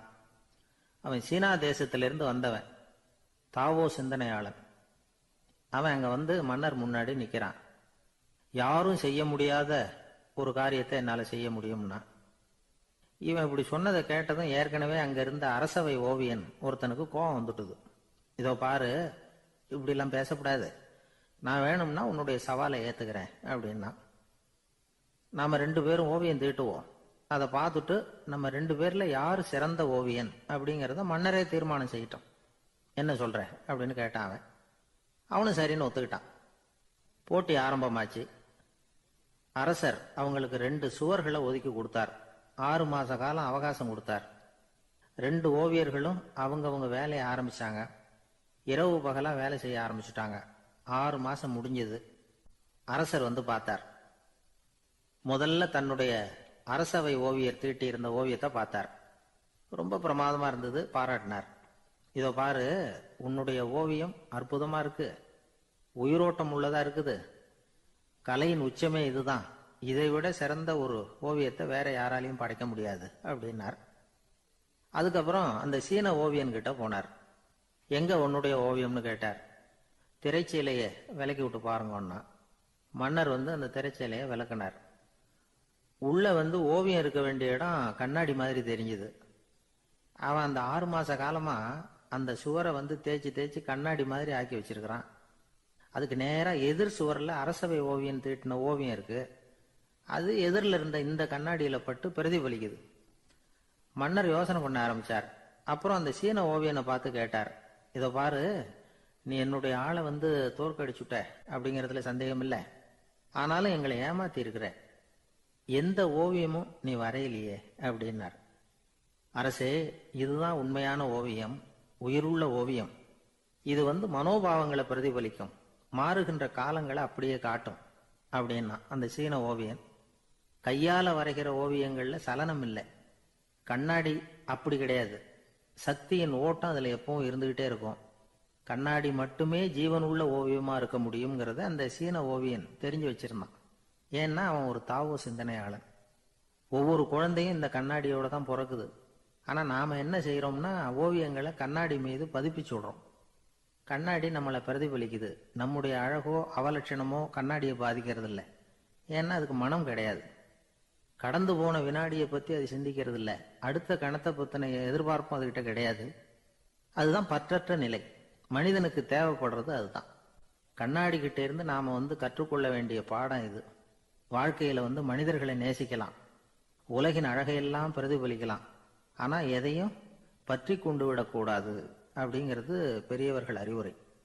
துயரம்ங்கிறது பற்றுக்களின் சாயை. கண்ணாடி முன்னாடி நிக்கிறப்போவெல்லாம் நமக்கு இந்த ஞாபகம் வரணுமா. ஒரு குடும்ப தலைவர் ஒரு நாள் காலையில விடிஞ்சு எழுந்திரிச்சதும் சத்தம் போட்டார். யார் இந்த கருங்குரங்கு படத்தை என் ரூம்ல கொண்டாந்து மாட்டி வச்சது அப்படின்னு கத்தினார். சமையல் கட்டில இருந்து மனைவி பதில் சொன்னாங்க, தூக்க கலக்கத்துல உளராதிங்க, நல்லா பாருங்க, அது படம் கிடையாது, முகம் பார்க்கிற கண்ணாடி அப்படின்னா. ரொம்ப பேருக்கு கூட்டத்துல பேசுறதுன்னா பயம். நமக்கு ஒன்றும் தெரியாதுன்னு மற்றவங்க நினைச்சிடக்கூடாதுங்கிற எண்ணம் தான் இதுக்கு காரணம். ரொம்ப முக்கியமான ஒரு கூட்டம்னா பயம் அதிகமாக இருக்கும். முக்கியமானவங்கள்லாம் வருவாங்களே, அவங்கெல்லாம் நம்மளை பற்றி மட்டமாக நினச்சிருவாங்களே அப்படிங்கிற பயம் வந்துடும். ஆனால் மேடை பேச்சுங்கிறது அவ்வளவு கடினமான ஒரு காரியம் இல்லைங்கிறாங்க அது சம்பந்தமான நிபுணர்கள். யாரும் பேச்சாளர் ஆகலாம், இது ஒன்றும் பெரிய கிஃப்ட் கிடையாது அப்படின்னு அவங்க சொல்கிறாங்க. நீங்கள் ஒரு சிறந்த பேச்சாளர் ஆகணுமா அப்படின்னா அதுக்குன்னு சில ஆலோசனைகளை சொல்லி வச்சிருக்கிறாங்க அனுபவசாலிகள். முதல் ஆலோசனை என்னன்னா, உங்கள் பேச்சு எளிமையாக இருக்கணும். ஏதாவது ஒரு கருத்து அல்லது 2 கருத்து சொன்னால் போதும். 20 அல்லது 30 கருத்துக்களை சொல்லிகிட்டே போகக்கூடாது. 2வது ஆலோசனை, நீங்கள் என்ன பேச போகிறீங்கிறது முதல்ல உங்களுக்கு நல்லா புரியணும். அதுக்கப்புறம் தான் அதை அடுத்தவங்களுக்கு புரிய வைக்க முடியும். எப்படி ஆரம்பிக்க போகிறோம், எந்த கருத்தை முக்கியமாக வலியுறுத்த போகிறோம், எப்படி முடிக்க போகிறோம் அப்படிங்கிறத முதல்ல நல்லா சிந்திச்சு மனசில் வச்சுக்கணும். கடைசியாக என்ன சொல்கிறீங்களோ அதுதான் கேட்குறவங்க மனசில் நிற்கும். 3வது ஆலோசனை என்னென்னா, உங்கள் பேச்சு சுருக்கமாக இருக்கணும். ஒரு 15 நிமிஷம் பேசுறது ரொம்ப பொருத்தம். மணிக்கணக்கில் பேசிக்கிட்டு இருக்கிறது நல்லதில்லை. 4வது ஆலோசனை, நீங்கள் பேசுறது உண்மையாக இருக்கணும். உங்களுக்கு உண்மையான அனுபவங்கள் இருக்கும், அதை சொல்லலாம். உங்களுடைய உண்மையான அனுபவங்களை மற்றவங்களோட பகிர்ந்துக்கணும், அதுதான் முக்கியம். 5வது ஆலோசனை, ஆரம்பத்தில் கொஞ்ச நேரம் உங்களை பற்றியும் எதிரில் உள்ளவங்களை பற்றியும் சம்பந்தப்படுத்தி ஏதாவது பேசி ஒரு நெருக்கத்தை ஏற்படுத்திக்கணும். ஒவ்வொருத்தரும் இப்போ இவர் பேச போகிறது நம்ம சம்மந்தப்பட்டது அப்படின்னு நினைக்க ஆரம்பிச்சிருவாங்கல்ல, அதுக்கப்புறம் அவங்க கேட்க தயாராகிட்டாங்கன்னு அர்த்தம். எதிரில் உட்காந்துருக்கிற கூட்டத்திலிருந்து 3 பேரை தேர்ந்தெடுங்க. அதாவது வலது பக்கம் ஒருத்தர், நடுவில் ஒருத்தர், இடது பக்கம் ஒருத்தர். அதாவது உங்களை ரொம்ப கனிவாகவும் ஆர்வமாகவும் பார்க்குறவராக பார்த்து தேர்ந்தெடுத்துங்க மனசுக்குள்ள. நீங்கள் பேசும்பொழுது என்ன பண்ணணும்னா, இவங்களை நேருக்கு நேராக மாறி மாறி பார்த்துக்கிட்டே பேசுனீங்கன்னா நீங்கள் ஏதோ ஒட்டுமொத்த கூட்டத்தையும் பார்த்து பேசுகிறதாக ஒரு உணர்வு அது ஏற்படுத்திவிடும். 6வது ஆலோசனை என்னென்னா, சொற்பொழிவுன்னா நீங்கள் பேசணும், படிக்கக்கூடாது. எழுதி படிக்கிறது நல்லா இருக்காது. குறிப்புகள் வேணும்னா வச்சுக்கலாம். படிக்கிறது பேப்பர்லேருந்து வர்றது மாதிரி இருக்கும், பேசுறது இதயத்திலேருந்து வர்றது மாதிரி இருக்கும். அப்புறம் 7வது ஆலோசனை சொல்கிறாங்க. அது என்னென்னா, மேடையில் ஏறி நின்ன உடனே இயல்பாக மூச்சு இழுத்து விட்டுங்க, இயல்பு நிலைக்கு வாங்க, அதுக்கப்புறம் இயல்பாக பேச ஆரம்பிக்கலாம் அப்படிங்கிறாங்க. இவ்வளவும் பேச்சு கலையில் வல்லுநர்களாக இருக்கிறவங்க சொல்லுகிற ஆலோசனைகள். இதையெல்லாம் கடைபிடிச்சா நமக்கும் அதுக்கும் வெகு தூரம்னு நினச்சிக்கிட்டு இருந்த ஒன்று இப்போ கிட்டத்தில் நெருங்கி வந்துடும். நாம் சொல்கிறபடியெல்லாம் அது கேட்கும். ஒரு பேச்சாளர், அவருக்கு சுருக்கமாகவே பேச தெரியாது. மேடையில் ஏற்றி விட்டுவிட்டா போதும், ஆரம்பிச்சிருவார், நிறுத்த மாட்டார், பேசிக்கிட்டே இருப்பார். ஒரு தடவை அவர் ஒரு கூட்டத்தில் ரொம்ப நேரம் பேசிக்கிட்டே இருக்கிறார். எதிரில் பொறுமை இழந்த ஒருத்தர் தன்னுடைய கை கடிகாரத்தை காட்டினார்.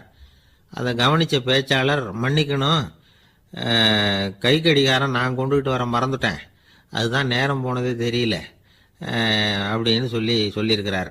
இதுக்கு அவர் சொன்னாராம் கோபமா, ஏய்யா கடிகாரத்தை தான் பார்க்க முடியல, மறந்துட்டேன், பக்கத்தில் மாட்டிருக்கிற கேலண்டரையாவது பார்க்கக்கூடாதா அப்படின்னாராம். சில பேர் ஆளை பார்த்தா 60 வயசு மாதிரி தோணும், உண்மையான வயசு என்னன்னு பார்த்தா 40 அல்லது 45. சில பேரை பார்க்கறதுக்கு 45 மாதிரி தெரியும், உண்மையிலேயே 65 தாண்டி இருப்பாங்க. ஒரு மனிதனுக்கு 2 வகையான வயது உண்டுங்கிறார் ஓஷோ.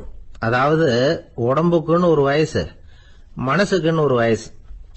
முதல் உலக மகாயுத்தம் நடந்தது இல்லையா, அது முடிஞ்சதுக்கு அப்புறம் முதல் தடவையா மனிதனின் மூளை வளர்ச்சியை பத்தி மனநல வைத்தியர்கள் ஒரு கணக்கெடுப்பு சோதனை நடத்தினாங்களாம். அது வரைக்கும் மனிதனுக்கு 2 வகையான வயது உண்டுன்னு யாரும் சிந்திச்சதே இல்லையா. அந்த உலக மகாயுத்தம் முடிஞ்சதுக்கு அப்புறம் மனிதனுடைய சராசரி மனதின் வயதை கணக்கிட்டு பார்க்கும் பொழுது அவங்களுக்குலாம் ரொம்ப அதிர்ச்சியா இருந்துதான். ஏன்னா அது ரொம்ப பின்தங்கிய நிலையில இருந்திருக்கு, வளர்ச்சி அடையாத நிலையில இருந்திருக்கு. அவங்க கண்டுபிடிச்ச பிரகாரம் அப்போ மனசோட சராசரி வயசு என்ன தெரியுமா, 14. அப்படின்னா பாத்துங்க, உடல் ரீதியா ஒருத்தரோட வயசு 70 கூட இருக்கலாம், ஆனா மனசோட வயசு 14 தான். இதுக்கு நேர்மாறா அமைஞ்சு போச்சுன்னு வச்சுங்க. அதாவது ஒருத்தருக்கு உண்மையிலேயே 14 வயசு, அதாவது உடலோட வயசு 14, அவரோட மனசின் வயசு 70ன்னு வச்சுக்கோங்க. இப்படி அமைஞ்சுட்டுதுன்னா அவர் சீக்கிரம் ஞானத்தன்மை அடைஞ்சிருவார் அப்படின்னு அர்த்தம். இப்ப நமக்கெல்லாம் உடம்போட வயசு மனசோட வயசு ரெண்டும் ஒன்னா இருந்துட்டா அதுவே போதும், அதுவே பெரிய விஷயம். இப்ப எமர்சன் கிட்ட போய் ஒருத்தர் கேட்டாராம், உங்க வயசு என்ன அப்படின்னு. அவர் உடனே பதில் சொல்லியிருக்கார், 360 வருஷம் அப்படின்னாராம். கேட்டவர் குழம்பி போயிட்டார். அவர் என்ன சொல்றாரு, 360 வயசா, என்ன நம்ம காதல தான் சரியா விழலையா? எமர்சன் எப்பவும் உண்மையை பேசுற ஒரு சிறந்த அறிவாளி, அவர் இப்படிலாம் பொய் சொல்ல மாட்டாரே அப்படின்னு ஒரு யோசனை பண்ணிக்கிட்டே இவர் மறுபடியும் அவர் கிட்ட போனாராம். ஐயா, நீங்க சொன்னது சரியா என் காதல விழல, அதனால மறுபடியும் கேட்கிறேன், உங்க வயசு என்ன அப்படின்னாராம்.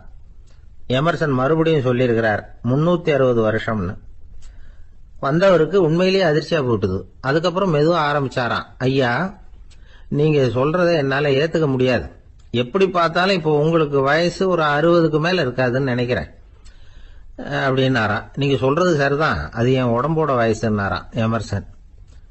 அப்படின்னா ஏற்கனவே நீங்க சொன்னது அப்படின்னு கேட்டிருக்காரு, அது என் மனசோட வயசு அப்படின்னாராம்.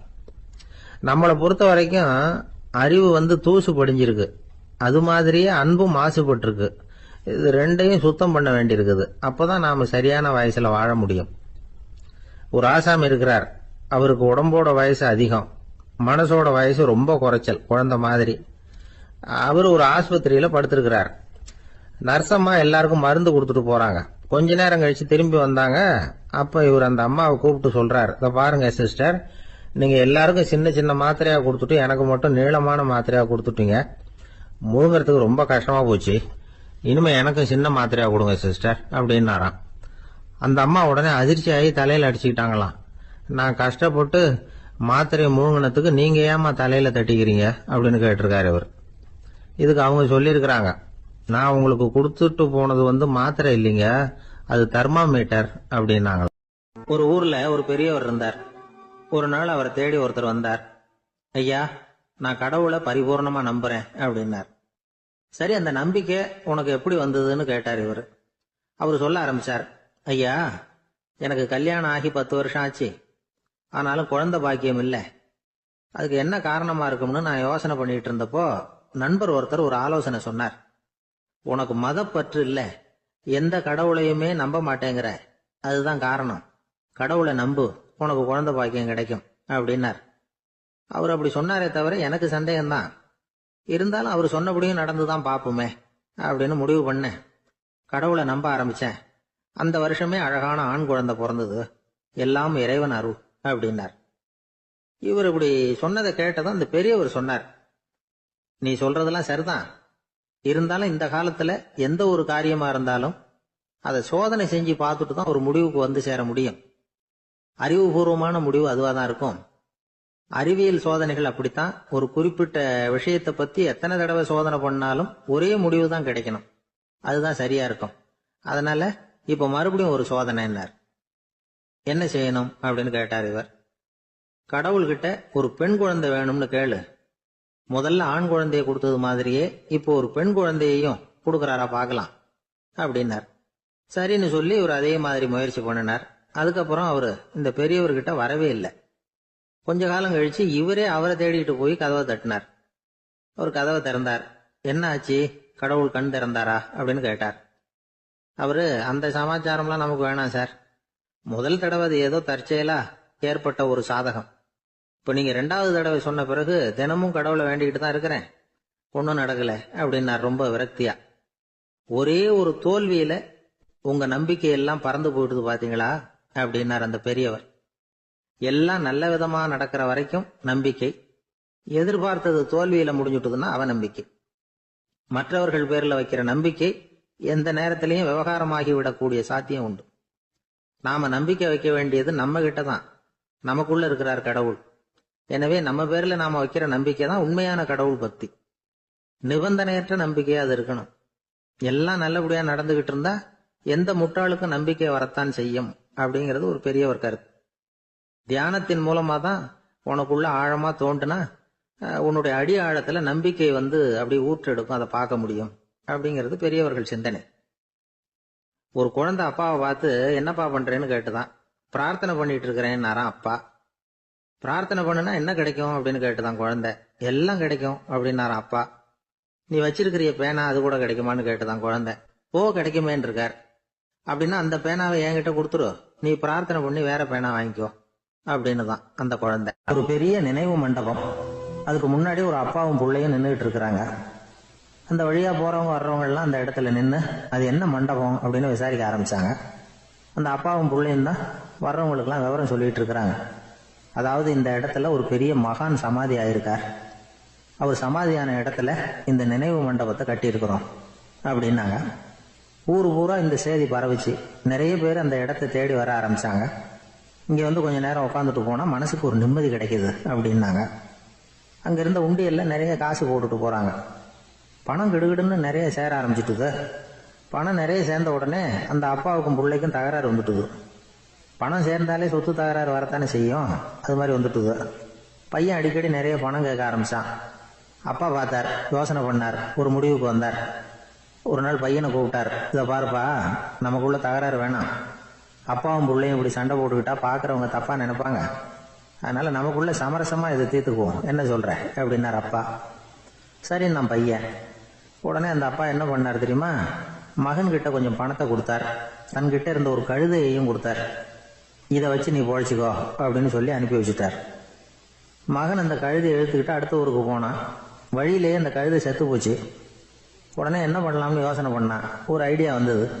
அந்த கழுதையை ஒரு சாலை ஓரமாக புதைச்சான்.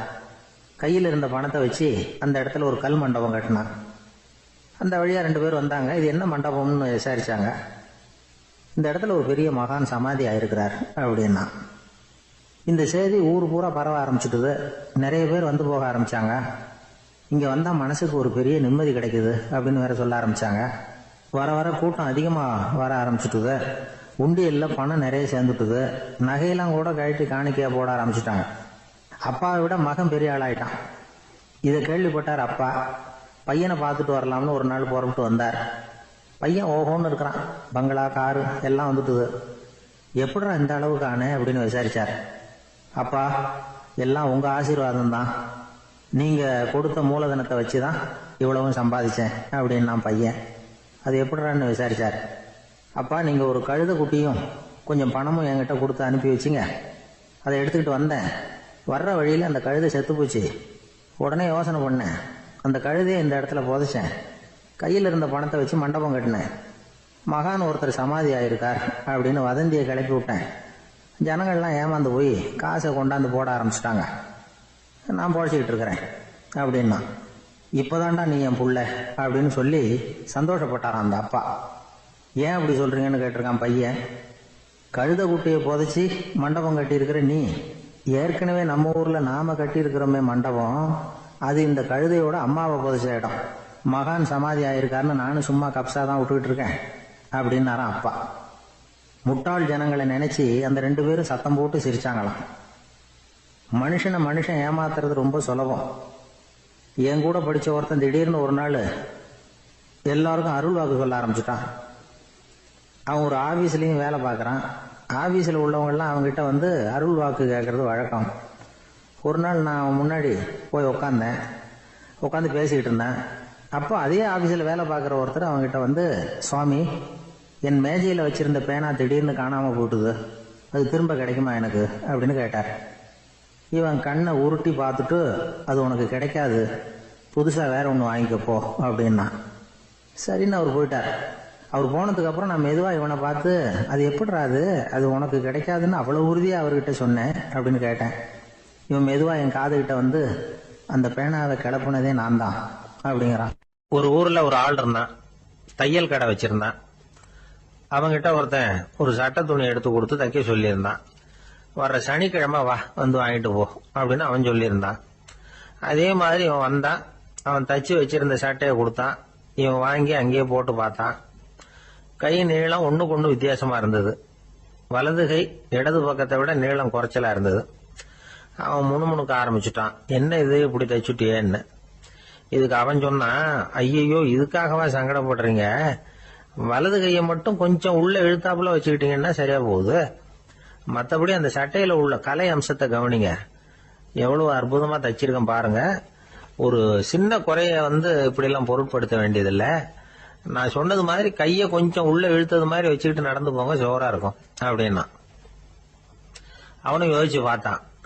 சரியான யோசனையா தான் தோணுச்சு. கொஞ்சம் முயற்சி பண்ணி வலது கையை கொஞ்சம் உள்ள இழுத்து சட்டை சரியா இருக்கிறது மாதிரி பண்ணிக்கிட்டான். இப்ப மறுபடியும் ஒரு பிரச்சனை. வலது கையை உள்ள இழுத்த மாதிரி அப்படியே வச்சுக்கிட்டதும் முதுகு பக்கம் கொஞ்சம் துணி தளர்த்தியா தொங்குறது மாதிரி தெரிஞ்சது. என்ன இது, முதுகு பக்கம் துணி குவிஞ்சுட்டுதே, தொங்குதே அப்படின்னா மறுபடியும், அடடா, இதுக்காகவா கவலைப்படுறீங்க? உடம்ப அதுக்கு தகுந்த மாதிரி கொஞ்சம் வளைச்சிக்கிட்டா சரியா போடுது. இதுக்காக அந்த அழகான தையலை பிரிச்சு அதுல உள்ள கலை அம்சத்தை கெடுக்கிறதுக்கு என் மனசு இடம் தரல. எவ்வளவுக்கு தளர்த்தியா இருக்கோ அவ்வளவுக்கு கொஞ்சம் உடம்ப வளைச்சி அப்படி குனிஞ்சது மாதிரி போங்க போதும் அப்படின்னா. அதுவும் நல்ல யோசனையா தான் பட்டுது இவனுக்கு. சரின்னு சொல்லிவிட்டு புறப்பட்டான். தெருவில் இறங்கினான். கையை கொஞ்சம் உள்ள இழுத்தான். உடம்ப கொஞ்சம் முன்னால வளைச்சான். சட்டைக்கு தகுந்த மாதிரி உடம்ப பண்ணிட்டான். மெதுவா நடந்து போறான். இப்போ எதிரில் இன்னொருத்தன் வரான். இவனை பாக்குறான். இவன் போட்டிருக்கிற சட்டையை பாக்குறான். ஆஹா அற்புதம்ங்கிறான். சும்மா சொல்லக்கூடாது, ரொம்ப நல்லா இருக்கு. நிச்சயமா இது இந்த ஊர் மேல தெருவில் இருக்கிற ஒருத்தன் இருக்கானே, அவன் தச்சதா தான் இருக்கணும் அப்படின்னா. இதை கேட்டதும் அவனுக்கு ஆச்சரியம். எப்படி அவ்வளவு கரெக்டா கண்டுபிடிச்சிங்க அப்படின்னு கேட்டிருக்கான். இதுக்கு அந்த வழிபோக்கன்னு சொன்னானா, அவன் ரொம்ப கெட்டிக்காரன்.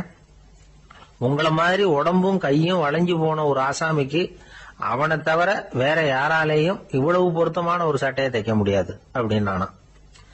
பாருங்க, அவனுக்காக இவன் அனுசரிக்க போய் இவனோட நிலைமை எப்படி ஆயிடுது பாருங்க. இதே மாதிரிதான் சில சடங்குகளும் சம்பிரதாயங்களும் நம்மளை கோமாளி ஆக்கி விட்டுரும். எதுவா இருந்தாலும் அதுல அறிவுபூர்வமான அணுகுமுறை அவசியம். ஒரு நர்ஸ் அவசரமா ஓடி டாக்டர் கிட்ட சொல்லிச்சான், டாக்டர் ஒரு தப்பு நடந்து போச்சு. 10ஆம் நம்பர் பெட்ல இருக்கிற பேஷண்ட்டுக்கு காலில் ஆபரேஷன் பண்றதுக்கு பதிலாக கையில ஆபரேஷன் பண்ணி விட்டீங்க. கை ஆபரேஷன் பண்ணிக்க வேண்டிய ஆள் 7ஆம் நம்பர் பெட்ல இருக்கார் அப்படின்னு தான்.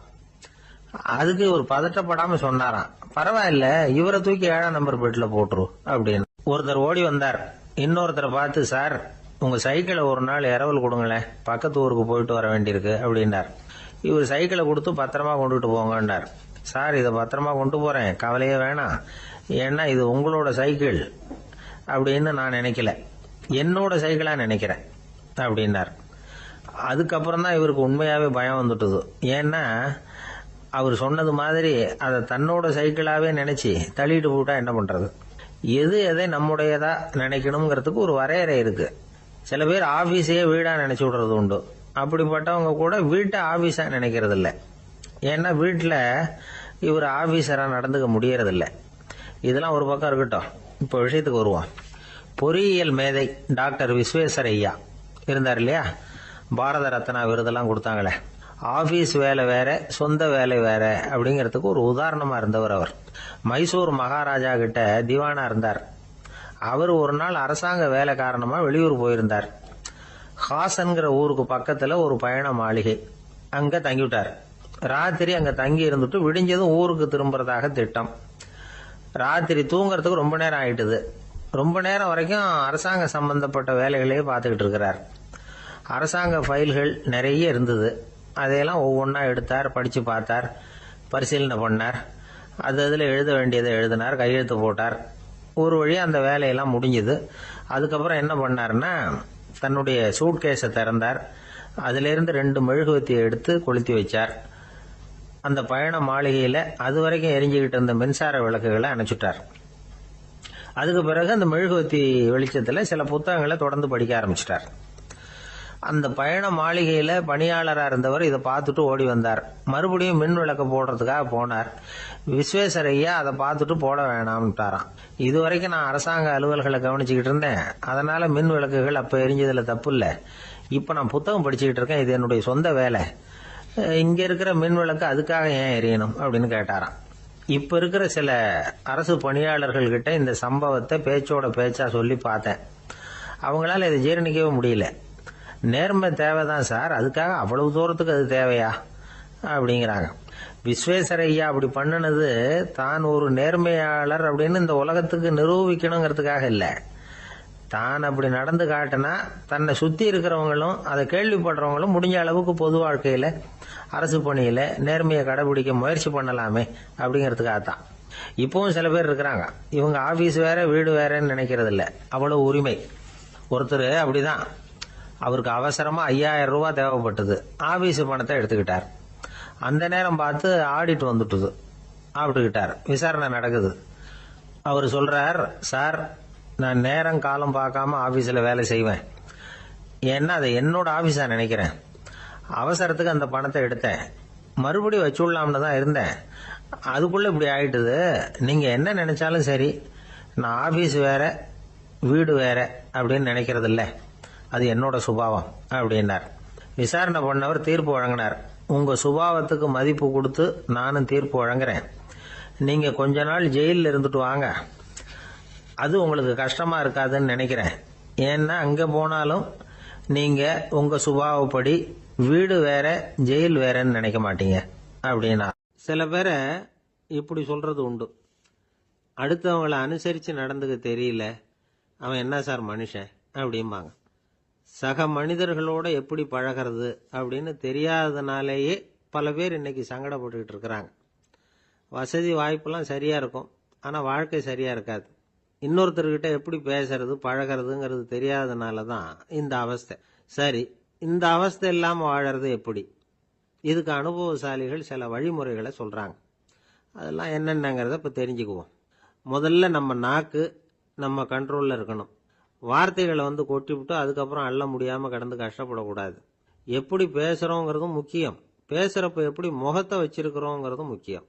அன்பாக பேசினாலும் நல்லா இருக்கும். அப்படி பேசுகிறப்ப ஆதரவாக அவர் தோள் மேலே ஒரு கையை போட்டுக்கிட்டு பேசினா இன்னமும் நல்லா இருக்கும். ரெண்டாவது விஷயம், இன்னொருத்தர்கிட்ட பேசுகிறப்ப வாக்குறுதிகளை அள்ளி வீசக்கூடாது. கொடுக்குற வாக்குறுதி குறைச்சலாக இருக்கணும். அப்படி கொடுத்த வாக்குறுதியை கண்டிப்பாக நிறைவேற்றணும். நாம் ஒருத்தரை பாராட்டுறோம் அல்லது அவரை பற்றி அபிப்பிராயம் சொல்கிறோம்னா அது ஆக்கப்பூர்வமாக இருக்கணும். நம்ம பாராட்டு அல்லது விமர்சனம் அடுத்தவருடைய முன்னேற்றத்துக்கு உதவுறது மாதிரி இருக்கணும். நாம் சொல்கிறத கேட்டுட்டு அவன் தலையில் கையை வச்சுட்டு உட்காந்துடக்கூடாது. எப்பவும் உற்சாகமாக இருக்கணும், முகம் மலர்ச்சியாக இருக்கணும். மனுஷன் இருந்தால் வருத்தம், கவலை, ஏமாற்றம் எல்லாம் இருக்க தான் செய்யும். அதெல்லாம் மனசில் இருக்கட்டும். அந்த வருத்தமும் கவலையும் ஏமாற்றமும் சேர்ந்துக்கிட்டு நம்ம முகத்தில் இருக்கிற மலர்ச்சியை மூடி மறைக்கிறதுக்கு நாம் இடம் கொடுத்துடக்கூடாது.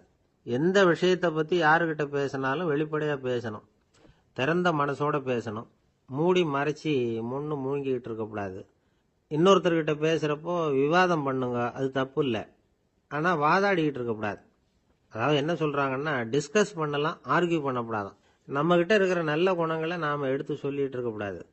அந்த நல்ல குணங்களே நம்மளை பற்றி எடுத்து சொல்லணும், அது மாதிரி நடந்துக்கணும். அதே மாதிரி அடுத்தவங்க கிட்ட உள்ள கெட்ட குணங்களை பற்றி அவசியம் இல்லாமல் நாம் பேச வேண்டியதில்லை. உங்களை பற்றி யாராவது தப்பாக பேசுகிறாங்களா, அப்படி அவங்க பேசுகிறதுல உண்மை இல்லையா அப்படின்னா அதை நீங்கள் பொருட்படுத்த வேண்டியதில்லை, விட்டுடலாம். அது தானாக போயிடும். ஒரு 4-5 பேரோட பேசிக்கிட்டு இருந்தீங்கன்னா எல்லாருக்கும் முக்கியத்துவம் கொடுங்க, யாரையும் அலட்சியப்படுத்தாதீங்க. தமாஷா பேசலாம், ஆனால் அவங்க தமாஷ் அடுத்தவங்களை கேலி பண்ணுறதா இருக்கக்கூடாது. நமக்கு கிடைக்க வேண்டியது கிடைக்கலையே அப்படிங்கிற தவிப்பு நம்மகிட்ட இருக்கக்கூடாது, அது தேவையில்லை. உங்கள் செயல்பாடுகள் தெளிவாக இருக்கட்டும், பாராட்டு தானாக அவங்கள தேடிட்டு வரும். இன்னொரு மனுஷனுடைய மனசில் கௌரவமான ஒரு இடத்த பிடிக்கணும்னா நாம் இந்த குணத்தையெல்லாம் நம்மகிட்ட வளர்த்துக்கணும். இதெல்லாம் அனுபவசாலிகள் சொல்லியிருக்கிற குறிப்புகள். இந்த குறிப்புகளை சரியாக புரிஞ்சுக்கணும், அது முக்கியம். தப்பாக புரிஞ்சுக்கிட்டா என்ன ஆகும் தெரியுமா? இதை கேளுங்க. ஒருத்தர் வந்தார், சார் அடுத்தவங்க தோள் மேலே கையை போட்டுக்கிட்டு அன்பாக பேசணும்னு சொன்னீங்க, அப்படி தான் பேசினேன். அவர் முதுகை கூட தட்டி கொடுத்தேன், என் வேலை போயிட்டுது சார், வீட்டுக்கு அனுப்பிச்சிட்டாங்க அப்படின்னார். யாருக்கிட்ட அப்படி பேசுனீங்கன்னு கேட்டோம்.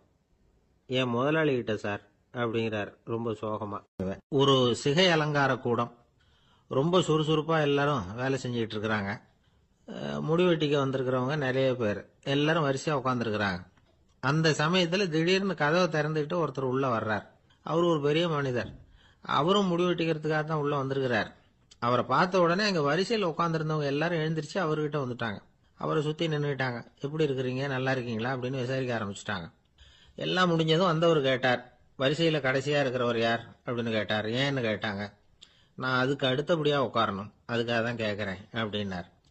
உடனே அங்கே இருந்தவங்கெல்லாம் என்ன சொன்னாங்க தெரியுமா? நீங்கள் வரிசையில் காத்திருக்கக்கூடாது, நீங்கள் அரசாங்கத்தின் தலைவர், உங்களுக்கு நேரம் முக்கியம், அதனால் நீங்கள் முன்னாடி போங்க அப்படின்னு சொன்னாங்க. ஆனால் அதை அவர் கேட்கல. தோழர்களே, உங்களுடைய கருத்துக்கு ரொம்ப நன்றி. எல்லாரும் வரிசையாக தான் வரணும், அதுதான் முறை. வரிசையில் வரணுங்கிற நடைமுறையை நானும் பின்பற்ற விரும்புகிறேன். நாம் எல்லாரும் சமமானவர்கள் அப்படின்னார். இப்படி சொல்லிவிட்டு வரிசையில் கடைசியாக இருந்த ஒரு நாற்காலியில் போய் உட்காந்துக்கிட்டார். தன் சட்டை பையில் இருந்த ஒரு செய்தித்தாளை எடுத்தார், படிக்க ஆரம்பிச்சிட்டார். ஆனால் அங்கே இருந்தவங்களால இதை பார்த்துக்கிட்டு சும்மா இருக்க முடியல. ஒருத்தர் எழுந்திரிச்சு வந்தார். ஐயா, இப்போ என்னுடைய முறை வந்திருக்குது, நான் தான் போக வேண்டிய முறை. உங்களை இங்கே காத்திருக்க வைக்கிறத விட ஒரு 5 ஆண்டுகளுக்கு கூட நான் முடிவெட்டிக்காமே இருந்துட முடியும் அப்படின்னார். அவர் மறுபடியும் சொன்னார், ஐயா, நீங்கள் வரிசை முறையை தாண்டி போக விருப்பப்படல, சரி, ஆனால் என்னுடைய முறையை மாற்றி கொடுக்கறதுக்கு எனக்கு முழு உரிமை இருக்குது. இதுக்கு பதிலாக உங்களுடைய கடைசி இடத்த நான் எடுத்துக்கிறேன், இதை நீங்கள் மறுக்க முடியாதுன்னார். அங்கே இருந்த மற்றவங்களும் இதை ஒரு மனசாக வற்புறுத்த ஆரம்பிச்சிட்டாங்க. அந்த பெரிய மனிதர் பார்த்தார், சரின்னு கடைசியா ஒத்துக்கிட்டார். அவர் யார் தெரியுமா? அவர் தான் மாவீரர் லெனின். ரஷ்யாவில் கிரெம்ளின் சிகை அலங்கார கூடத்தில் தான் இது நடந்தது. எல்லாரும் இந்நாட்டு மன்னர்கள்னு வாயளவுல பேசுறதுல என்ன பிரயோஜனம்? நாம எல்லாரும் சமம்ங்கிறத நடைமுறையில கடைபிடிச்சு காட்டினவங்க கொஞ்சம் பேர் தான். அவங்கள ஒருத்தர் தான் லெனின். வரிசையில் நின்று வர்றதுங்கிறது ஒரு சிறந்த பண்பு, உயர்ந்த பண்பு. இன்னைக்கு பல இடங்கள்ல அது நமக்கு தேவைப்படுது. ஒரு ரேஷன் கடைவாசல், கடை திறக்கிறதுக்கு முன்னாடியே எல்லாரும் வந்து வரிசையில் நின்றுட்டாங்க. கடைசியா வந்த ஒருத்தர் கியூவில் முன்னாடி போறதுக்கு முயற்சி பண்றார். ஏற்கனவே நின்றுட்டு இருக்கிறவங்க அவரை முன்னாடி போறதுக்கு விட மாட்டேங்கிறாங்க. கடைசியா போய் நில்லையா அப்படின்னு எல்லாரும் கத்துறாங்க. அது அவர் காதுல வாங்கல. முண்டி அடிச்சுக்கிட்டு முன்னாடி போறதுக்கே முயற்சி பண்ணிட்டு இருக்கிறார். எல்லாரும் சேர்ந்து அவரை வலுக்கட்டாயமா இழுத்து கொண்டாந்து பின்னாடி கொண்டு போய் நிறுத்திவிட்டாங்க. நிறுத்திவிட்டு சொன்னாங்க, இதை பாருப்பா, நாங்க இருக்கிற வரைக்கும் நீங்க முன்னாடி போய் எதையும் வாங்க முடியாது, தெரிஞ்சுக்கோ அப்படின்னாங்க. இப்போ அந்த ஆள் சொன்னாராம், நான் இங்க பின்னாடி நிக்கிற வரைக்கும் நீங்களும் எதுவும் வாங்க முடியாது அப்படின்னாராம். ஏன்னு கேட்டிருக்கிறாங்க. நான் தான் அந்த கடையை திறக்க வேண்டிய ஆள் அப்படின்னா. அங்க நபிகள் நாயகம் உட்கார்ந்துருக்கிறார். அந்த சமயம் அம்மா அங்க வர்றாங்க. அவங்க கையில திராட்சை பழ கொத்து, அதை கொண்டுகிட்டு வந்து நபிகள் கிட்ட கொடுக்குறாங்க. சாப்பிடுங்க அப்படின்னு சொல்லி ரொம்ப அன்பா வேண்டிக்கிறாங்க. நபிகள் நாயகமும் ரொம்ப பிரியமா அதை வாங்கிட்டார். அதுக்கப்புறம் அதை சாப்பிட ஆரம்பிச்சார். நபிகள் நாயகம் மதீனாவில் தங்கியிருந்தப்போ இது மாதிரி நிறைய பேர் பழங்களையும் தின்பண்டங்களையும் கொண்டுட்டு வந்து கொடுக்கறது வழக்கம். நபிகள் நாயகம் என்ன பண்ணுவார்னா அதையெல்லாம் வாங்குவார். உடனே பக்கத்தில் இருக்கிற தோழர்கள் எல்லாருக்கும் பகிர்ந்து கொடுப்பார், தானும் சாப்பிடுவார். இதுதான் எப்போதும் வழக்கம். ஆனா இந்த தடவை என்னாச்சு தெரியுமா? அவர் அப்படி பண்ணல. ஒவ்வொரு பழமா எடுத்து தானே சாப்பிட்டுக்கிட்டு இருக்கிறார். அவர் விருப்பமா சாப்பிடுகிற காட்சியை ஆசை தீர பார்த்துக்கிட்டு இருந்தாங்க அந்த வயசான அம்மா, அந்த பழத்தை கொடுத்தவங்க. அவங்களுக்கு ரொம்ப மகிழ்ச்சியா இருந்தது, மன நிறைவா இருந்தது. நாம ஆசையா கொண்டுகிட்டு வந்து கொடுக்குற பழத்தை நபிகள் நாயகம் இவ்வளவு பிரியமா சாப்பிடுறாரே அப்படின்னு நினைச்சு ரொம்ப சந்தோஷப்பட்டாங்க. அதுக்கப்புறம் அங்கிருந்து அவங்க புறப்பட்டு போயிட்டாங்க. அந்த அம்மா போனதுக்கு அப்புறம் பக்கத்துல இருந்த தோழர்கள் பேச ஆரம்பிச்சாங்க. ஏன்னா அவங்களுக்கு சந்தேகம், இன்னைக்கு வித்தியாசமா நடந்துகிட்டாரே அப்படின்னு. அண்ணலே, எது உங்களுக்கு வந்தாலும் எங்க எல்லாருக்கும் கொடுத்துட்டு தான் நீங்க சாப்பிடுவீங்க. இன்னைக்கு மட்டும் நீங்க அப்படி செய்யலையே, எல்லா பழத்தையும் நீங்களே சாப்பிட்டீங்களே, அதுக்கு என்ன காரணம் அப்படின்னு கேட்டாங்க. இப்படி கேட்கறதுனால நாயகம் அதை தப்பா புரிஞ்சுக்க மாட்டார் அப்படிங்கறது அவங்களுக்கு தெரியும். யாரும் எதையும் அவர்கிட்ட கேட்கலாம், அப்படி கேட்கறதுக்கு உரிமை உண்டு. இந்த ஜனநாயக முறைகளுக்கு அவர்கள் கொடுத்த மரியாதை இது. தோழர்களின் கேள்விக்கு நபிகள் பதில் சொல்ல ஆரம்பிச்சார். நண்பர்களே, அந்த அம்மா ரொம்ப பிரியமா அந்த பழங்களை என்கிட்ட கொண்டுகிட்டு வந்து கொடுத்தாங்க. முதல்ல ஒரு பழத்தை எடுத்து வாயில போட்டு பார்த்தேன். அது ரொம்ப புளிப்பா இருந்தது, சாப்பிடுறது ரொம்ப கஷ்டம். உங்ககிட்ட யாருக்காவது அதை கொடுத்திருந்தா அதுல வாயில போட்டதும் புளிப்பு தாங்காம முகம் சுழிச்சிருப்பீங்க. அதை அந்த அம்மா பார்த்துட்டாங்கன்னா வருத்தப்பட்டிருப்பாங்க. ஆசையா கொண்டுகிட்டு வந்து நமக்கு கொடுத்துருக்குறாங்க. அவங்க அன்பான மனசை நோகடிக்கிறதுக்கு நான் விருப்பப்படலை. அதனால முகம் சுளிக்காம சாப்பிடணுமேங்கிறதுக்காகத்தான் அந்த பழங்கள் பூராவே நானே சாப்பிட்டுட்டேன் அப்படின்னு புன்முறுவலோட பதில் சொன்னாராம் நபிகள் நாயகம். இன்னொருத்தர் மனசு புண்படக்கூடாதுங்கிறதுக்காக புளிப்பையும் இனிப்பா ஏற்றுக்கொள்ளுகிற பண்பாடு இருக்கு பாருங்க, அது ஒரு பெரிய நாகரிகம். அது எல்லாருக்கும் சுலபமா வந்துடாது. நல்லா இருக்கிற பழத்தையே என்ன இவ்வளவு மோசமா இருக்கேன்னு சொல்லுகிறவர்கள் தான் நம்ம கிட்ட அதிகம். இந்த காலத்துல இல்வாழ்க்கையில இந்த நாகரிகத்தை சில பேர் கடைபிடிக்கிறது உண்டு. நல்லா இருக்க இல்லையோ முகம் சுளிக்காம சாப்பிட்டுருவாங்க. ஏன்னு கேட்டா, எதுக்காக சார் வீண் வம்பு, ஏதோ நமக்குன்னு கொடுத்து வச்சது அவ்வளவுதான் அப்படின்னு நினைச்சுக்கிட்டு போக வேண்டியது தானே அப்படிம்பாங்க. இவங்கெல்லாம் கூட ஒரு விதத்துல பண்பாடு தெரிஞ்சவர்கள் தான். இப்போ ஒரு ஆளு ஊரெல்லாம் சுத்தி விட்டு கடைசியில அழுத்து போய் ஒரு ஹோட்டலுக்குள்ள நுழைஞ்சானான். ரொம்ப களைப்பா இருந்தது அவனுக்கு. அதனால ரொம்ப களைப்படைஞ்சு போய் ஒரு நாற்காலியில போய் உட்காந்துருக்கிறான். இவனை பார்த்ததும் சர்வர் ஓடி வந்தார். சார் உங்களுக்கு என்ன வேணும்னு கேட்டார். எனக்கு தேவை 2 தோசையும் கொஞ்சம் அன்பான வார்த்தைகளும் அப்படின்னா. சர்வர் உள்ள போனார், 2 தோசையை கொண்டாந்து வச்சார். அன்பான வார்த்தை கேட்டனே அப்படின்னா இவன். சர்வர் ரொம்ப பணிவா குனிஞ்சு இவன் காதோரமா சொன்னார், ஐயா, இந்த தோசையை சாப்பிட்றாதீங்க, புளிச்சு போன பழைய மாவு அப்படின்னார். இது பாருங்க, அன்பான வார்த்தையும் 2 தோசையும் கேட்டார், கொண்டாந்து கொடுத்துட்டார். இப்படி இருக்கிறவர்களும் இன்றைய மனிதர்கள்ல அதிகம். அதனால மனிதர்கள் ஒவ்வொருத்தரும் ஒவ்வொரு விதம். நம்ம கிட்ட பிரியமா நடந்துகிறவர்கள் மனம் கோணும்படி நாம் நடந்து கொள்ளக்கூடாது அப்படிங்கிறது தான் நபிகள் நாயகம் அவருடைய செயல் மூலமா நமக்கு உணர்த்தி இருக்கிற வாழ்வியல் உண்மை. ஒரு நண்பர் அவசரமா என்கிட்ட ஓடி வந்தார். அப்புறம் சொன்னார், என்னால நம்பவே முடியல சார், என் பையனா இப்படி அப்படின்னு சொல்லி ஆச்சரியப்பட்டார். உங்க பையன் அப்படி என்னதான் செஞ்சுட்டான்னு கேட்டேன். என்னால முடியாத ஒரு காரியத்தை அவன் சுலபமா செஞ்சுட்டான் சார் அப்படின்னார். அது என்ன, உங்களால முடியாத காரியத்தை அவன் செஞ்சுட்டாங்கிறீங்க, அது என்ன காரியம்னு தான் சொல்லுங்களேன். என்ன, 5ஆம் வகுப்புல அவன் ஒரே தடவையில் பாஸ் ஆயிட்டான் சார், அதாவது ஒரே அட்டம்ப்ட்ல பாஸ் ஆயிருக்கிறான் அப்படின்னார். மூச்சு வாங்க. கஷ்டப்பட்டு பரீட்சை எழுதினவன் அவன், இவருக்கு மூச்சு வாங்குது. நம்மால செய்ய முடியாத ஒரு காரியத்தை இன்னொருத்தர் செய்யும் போது அது நமக்கு ஆச்சரியமா தெரியுது. இப்ப சர்க்கஸ் பாக்குறோம், அங்க ஒருத்தர் அந்தரத்துல தொங்குறார், அதை பாக்குறப்போ அது நமக்கு ஆச்சரியமா தெரியுது. ஏன்னா அது மாதிரி அந்தரத்துல தொங்குறதுங்கிறது நம்மால முடியாத காரியம். நம்மால முடியாத ஒன்ன அடுத்த ஒருத்தர் ரொம்ப சுலபமா செய்யறப்போ நாம மருள்வது இயற்கை. இதைத்தான் தொல்காப்பியம் மருட்கை அப்படின்னு சொல்லுது. இந்த வியப்பு இருக்குதே, இது 4 வகையில ஏற்படுதான். அதையும் தொல்காப்பியம் தான் சொல்லுது. அது என்ன 4 வகை அப்படின்னா, முதல் வகை எப்படின்னா புதுமையான அரிய செயல்களை செய்வது. 2வது வகை என்னன்னா பெரிய செயல்களை செய்யறது. 3வது வகை எப்படின்னா மிக நுட்பமான செயல்களை செய்யறது. 4வது வகை ஆக்கம் தரும் செயல்களை செய்யறது. புதுமை, பெருமை, சிறுமை, ஆக்கமோடு மதினம் சாலா மருட்கை 4 அப்படிங்கிறது தொல்காப்பியம். இன்னைக்கு விஞ்ஞானம் புதுசா எதையோ கண்டுபிடிச்சுக்கிட்டு இருக்குது. அந்த கண்டுபிடிப்புகளை எல்லாம் பாக்குறப்போ ஆரம்பத்துல ஆச்சரியமா இருக்கு, அதுக்கப்புறம் நமக்கு பழகி போடுது. இப்போ வானொலி பெட்டி புதுசா வந்தப்போ அதை சுற்றி எவ்வளவு கும்பல், ஒரு பெட்டி பேசுது அப்படிங்கிறது எவ்வளவு வியப்புக்குரிய விஷயம். இப்ப யாரும் வானொலி பெட்டியை ரொம்ப ஆச்சரியத்தோட பாக்குறது இல்ல. வச்சிருந்தாதான் ஆச்சரியமா பார்ப்பாங்க சில பேர், இந்த காலத்துல எப்படி வச்சிருக்கிறாருன்னு சொல்லி. மாறா அதை அலட்சியமாவும் பார்க்க ஆரம்பிச்சுட்டாங்க. மதினம் சாலா மருட்கை அப்படின்னு ஒரு சொற்றொடர் வருது பாருங்க, அதுல கருத்தாழம் உண்டு. எதை பத்தியும் போதுமான அளவு புரிஞ்சிக்காதப்போ ஒருத்தர் ஆச்சரியப்படுறார், புரிஞ்சுகிட்டதுக்கு அப்புறம் ஆச்சரியம் மறைஞ்சு போடுது. மிக நுட்பமான செயல்களும் நம்மளை ஆச்சரியப்பட வைக்குது. ஒரு அரிசியில ஒரு திருக்குறள் எழுதி காட்டுறாங்க, ஒரு முட்டை ஓட்டுக்குள்ள ஓவியம் தீட்டி காட்டுறாங்க. கருங்கல் சிற்பங்கள்ல எவ்வளவு நுட்பமான வேலைப்பாடுகள், அதையெல்லாம் பார்த்து ஆச்சரியப்படுறோம். இது மாதிரியே ஆக்கபூர்வமான செயல்களும் நம்மளை வியப்பில் ஆழ்த்தும். குப்பை கூலங்களை கூட வாழ்க்கைக்கு பயன்படுகிற பொருளா மாற்றுகிறவர்கள் இருக்கிறாங்க. அவங்களுடைய செயல் நமக்கு ஆச்சரியத்தை தருது. இடைக்காட்டு சித்தர்னு ஒருத்தர் இருந்தார். அவர் பாடிய 30 நூல்ல ஒரு பாட்டு வருது. ஆற்றல் பிறர் அறிதலின் ஆகம் கிளர்வு உறுதலின் கற்று அறிபாணர் கெழுமிய கோடலின் தோற்றம் உருகவே போற்றல் சால் வியப்பே. ஒருத்தருடைய ஆற்றல் தெரியாமல் இருந்தது, அவருடைய அரிய செயல்களை பார்க்கும் பொழுது வியப்பா இருந்தது, மனசுக்குள்ள கிளர்ச்சி.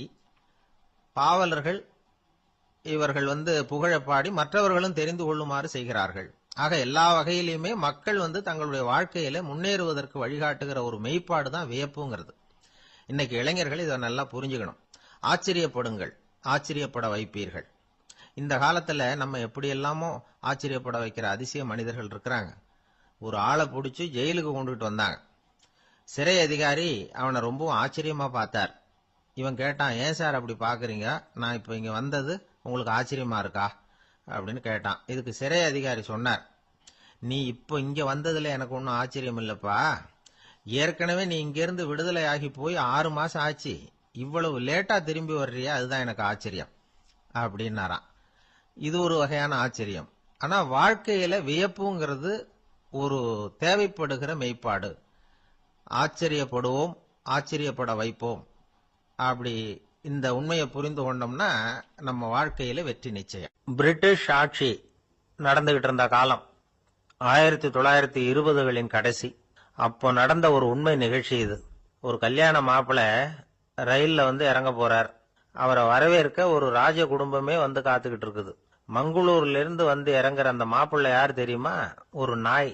உண்மைதான், அந்த நாய்க்கு தான் கல்யாணம். சுதேசி சமஸ்தானத்து மன்னர்கள்ல ஒருத்தர் ஜூனாகட் மகாராஜா. அவரோட வளர்ப்பு நாய் ரோஷனாரா. அதுக்கு கல்யாணம் பண்ணி வைக்கணும்னு ஆசைப்பட்டார். மாப்பிள்ளை தேடினார். மங்களூர் மகாராஜாவோட வளர்ப்பு நாய் ஒன்று இருந்தது, பேரு பாபி. இது ரெண்டுக்கும் கல்யாணம் நடத்த முடிவு பண்ணார். திருமணத்துக்கு வேண்டிய எல்லா ஏற்பாடுகளையும் பண்ணுங்க அப்படின்னு உத்தரவு போட்டார். ஆயிரக்கணக்கான அழைப்புதழ்கள், பல சமஸ்தான மன்னர்கள், ஜமீன்தார்கள், பிரிட்டிஷ் அதிகாரிகள், பெரிய பணக்காரங்க, இப்படி நிறைய பேருக்கு அழைப்புதழ்கள் அனுப்பி வச்சாங்க.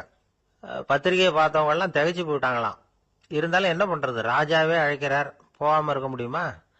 அந்த சமயத்துல நாட்டின் கவர்னர் ஜெனரலா இருந்தவர் இர்வின் பிரபு, அவருக்கும் ஒரு பத்திரிகை போயிருக்குது.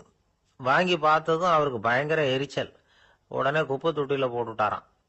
மாட்சிமை தங்கிய பிரிட்டன் சக்கரவர்த்தியின் பிரதிநிதியான தன்னை கேவலம் ஒரு நாயின் திருமணத்துக்காக அழைக்கிறதா அப்படின்னு அவருக்கு ஆத்திரம். இருந்தாலும் கல்யாணம் பிரமாதமா நடந்துதான். கல்யாணத்தன்னைக்கு பொண்ணுக்கு ஸ்பெஷல் குளியல், தண்ணீருக்கு பதிலாக வாசனை திரவியங்கள், பன்னீர், குளிச்சதுக்கு அப்புறம் அலங்காரம், வைர மாலை, முத்து மாலை, ஏகப்பட்ட அலங்காரம். மாப்பிள்ளையை அழைக்கிறதுக்கு ரயில்வே ஸ்டேஷன்ல ராஜ குடும்பமே காத்துக்கிட்டு இருக்குது. அவங்களோட வளர்ப்பு நாய்கள் 250. அத்தனை நாய்களுக்கும் பட்டு துணி போத்தி இருக்குது. முத்து வடங்கள் அணிவிச்சிருக்கிறாங்க. எல்லாம் ராஜ நாய்கள். அதுகளையும் வீதியில நடக்க விடலையாம். அதுகளை சுமந்துகிட்டு போக அலங்கரிக்கப்பட்ட யானைகள் காத்துக்கிட்டு இருக்குதாம். மாப்பிள்ளைக்கு வரவேற்பு எப்படி தெரியுமா? அது நடந்து வர்ற பாதை பூரா ரத்தன கம்பளம் விரிச்சிருக்குது. 2 பக்கமும் ராஜாங்க அதிகாரிகள் கைகட்டி நிக்கிறாங்க. அரசு படை வீரர்கள் அணிவகுப்பு மரியாதை செலுத்துறாங்க. அந்த நாய் ராஜ மரியாதையோட நடந்து வருது. நகையெல்லாம் போட்டுக்கிட்டு வருது. திருமண மண்டபத்துக்கு சேருது. அங்க கல்யாணம் அமோகமா நடக்குது. இந்த திருமணத்தை முன்னிட்டு அந்த ஜூனாகட் சமஸ்தானத்துக்கு 3 நாள் விடுமுறை வேற. கல்யாணத்துக்கு வந்திருந்தவங்களுக்கெல்லாம் ஏக தடபுடலா விருந்து, நாட்டியம் எல்லாம் பிரமாதமா நடந்துதான். இந்த கல்யாணத்துல கலந்துக்க வந்திருந்த மற்ற சமஸ்தானத்து மன்னர்கள், திவான்கள், அரச குடும்பத்தினர், இப்படி அவங்க 700 பேராம். அவங்க வந்து போறதுக்காக விசேஷ ரயில்கள்லாம் வேற விட்டுருக்காங்க. கல்யாணம் முடிஞ்சதும் அந்த நாய் தம்பதிகளோட பெரிய பெரிய மன்னர்கள்லாம் ஒன்னா உட்காந்து சாப்பிட்டாங்களாம். ஏர் கண்டிஷன் அறையில அந்த தம்பதிகள் கொஞ்ச காலம் வாழ்ந்திருக்கிறாங்க. கொஞ்ச நாள்ல மாப்பிள்ளைக்கு மரியாதை குறைய ஆரம்பிச்சுட்டுது. வெளியில துரத்தி விட்டாங்களாம். அந்த பெண் நாய் மட்டும் ராஜ போகங்களை அனுபவிச்சு வந்துதான். இந்த கல்யாணத்தை பார்த்துட்டு தொடர்ந்து மற்ற சமஸ்தானத்து மன்னர்களும் நாய் திருமணங்கள் நடத்த ஆரம்பிச்சுட்டாங்களாம். இது உண்மையில நடந்திருக்குது. இப்படி அது இருக்கட்டும். இப்ப நம்ம கதைக்கு வருவோம். ஒரு ராஜாவுக்கு ரொம்ப நாள் கழிச்சு ஒரு குழந்தை பிறந்துதான். அரண்மனை ஜோசியரை கூப்பிட்டு இருக்கார் ராஜா. ஜோசியரே, என் மகன் வருங்காலத்துல சிறந்த வாழ் வீரனா வரணும்னு ஆசைப்படுறேன். வருவானாங்கிறத கொஞ்சம் பார்த்து சொல்லுங்களேன் அப்படின்னாராம். ஜோசியர் சொன்னார், மன்னா, உங்க புள்ள வாழ் வீரனா வர்றது கஷ்டம். ஆனா அவரும் உங்களை மாதிரியே நாய்க்குட்டிகள் பேர்ல பிரியமா இருப்பார். அதுகளுக்கு கல்யாணமும் பண்ணி வைப்பார் அப்படின்னாராம். அது எப்படி கண்டுபிடிச்சிங்க அப்படின்னு கேட்டிருக்கார் ராஜா.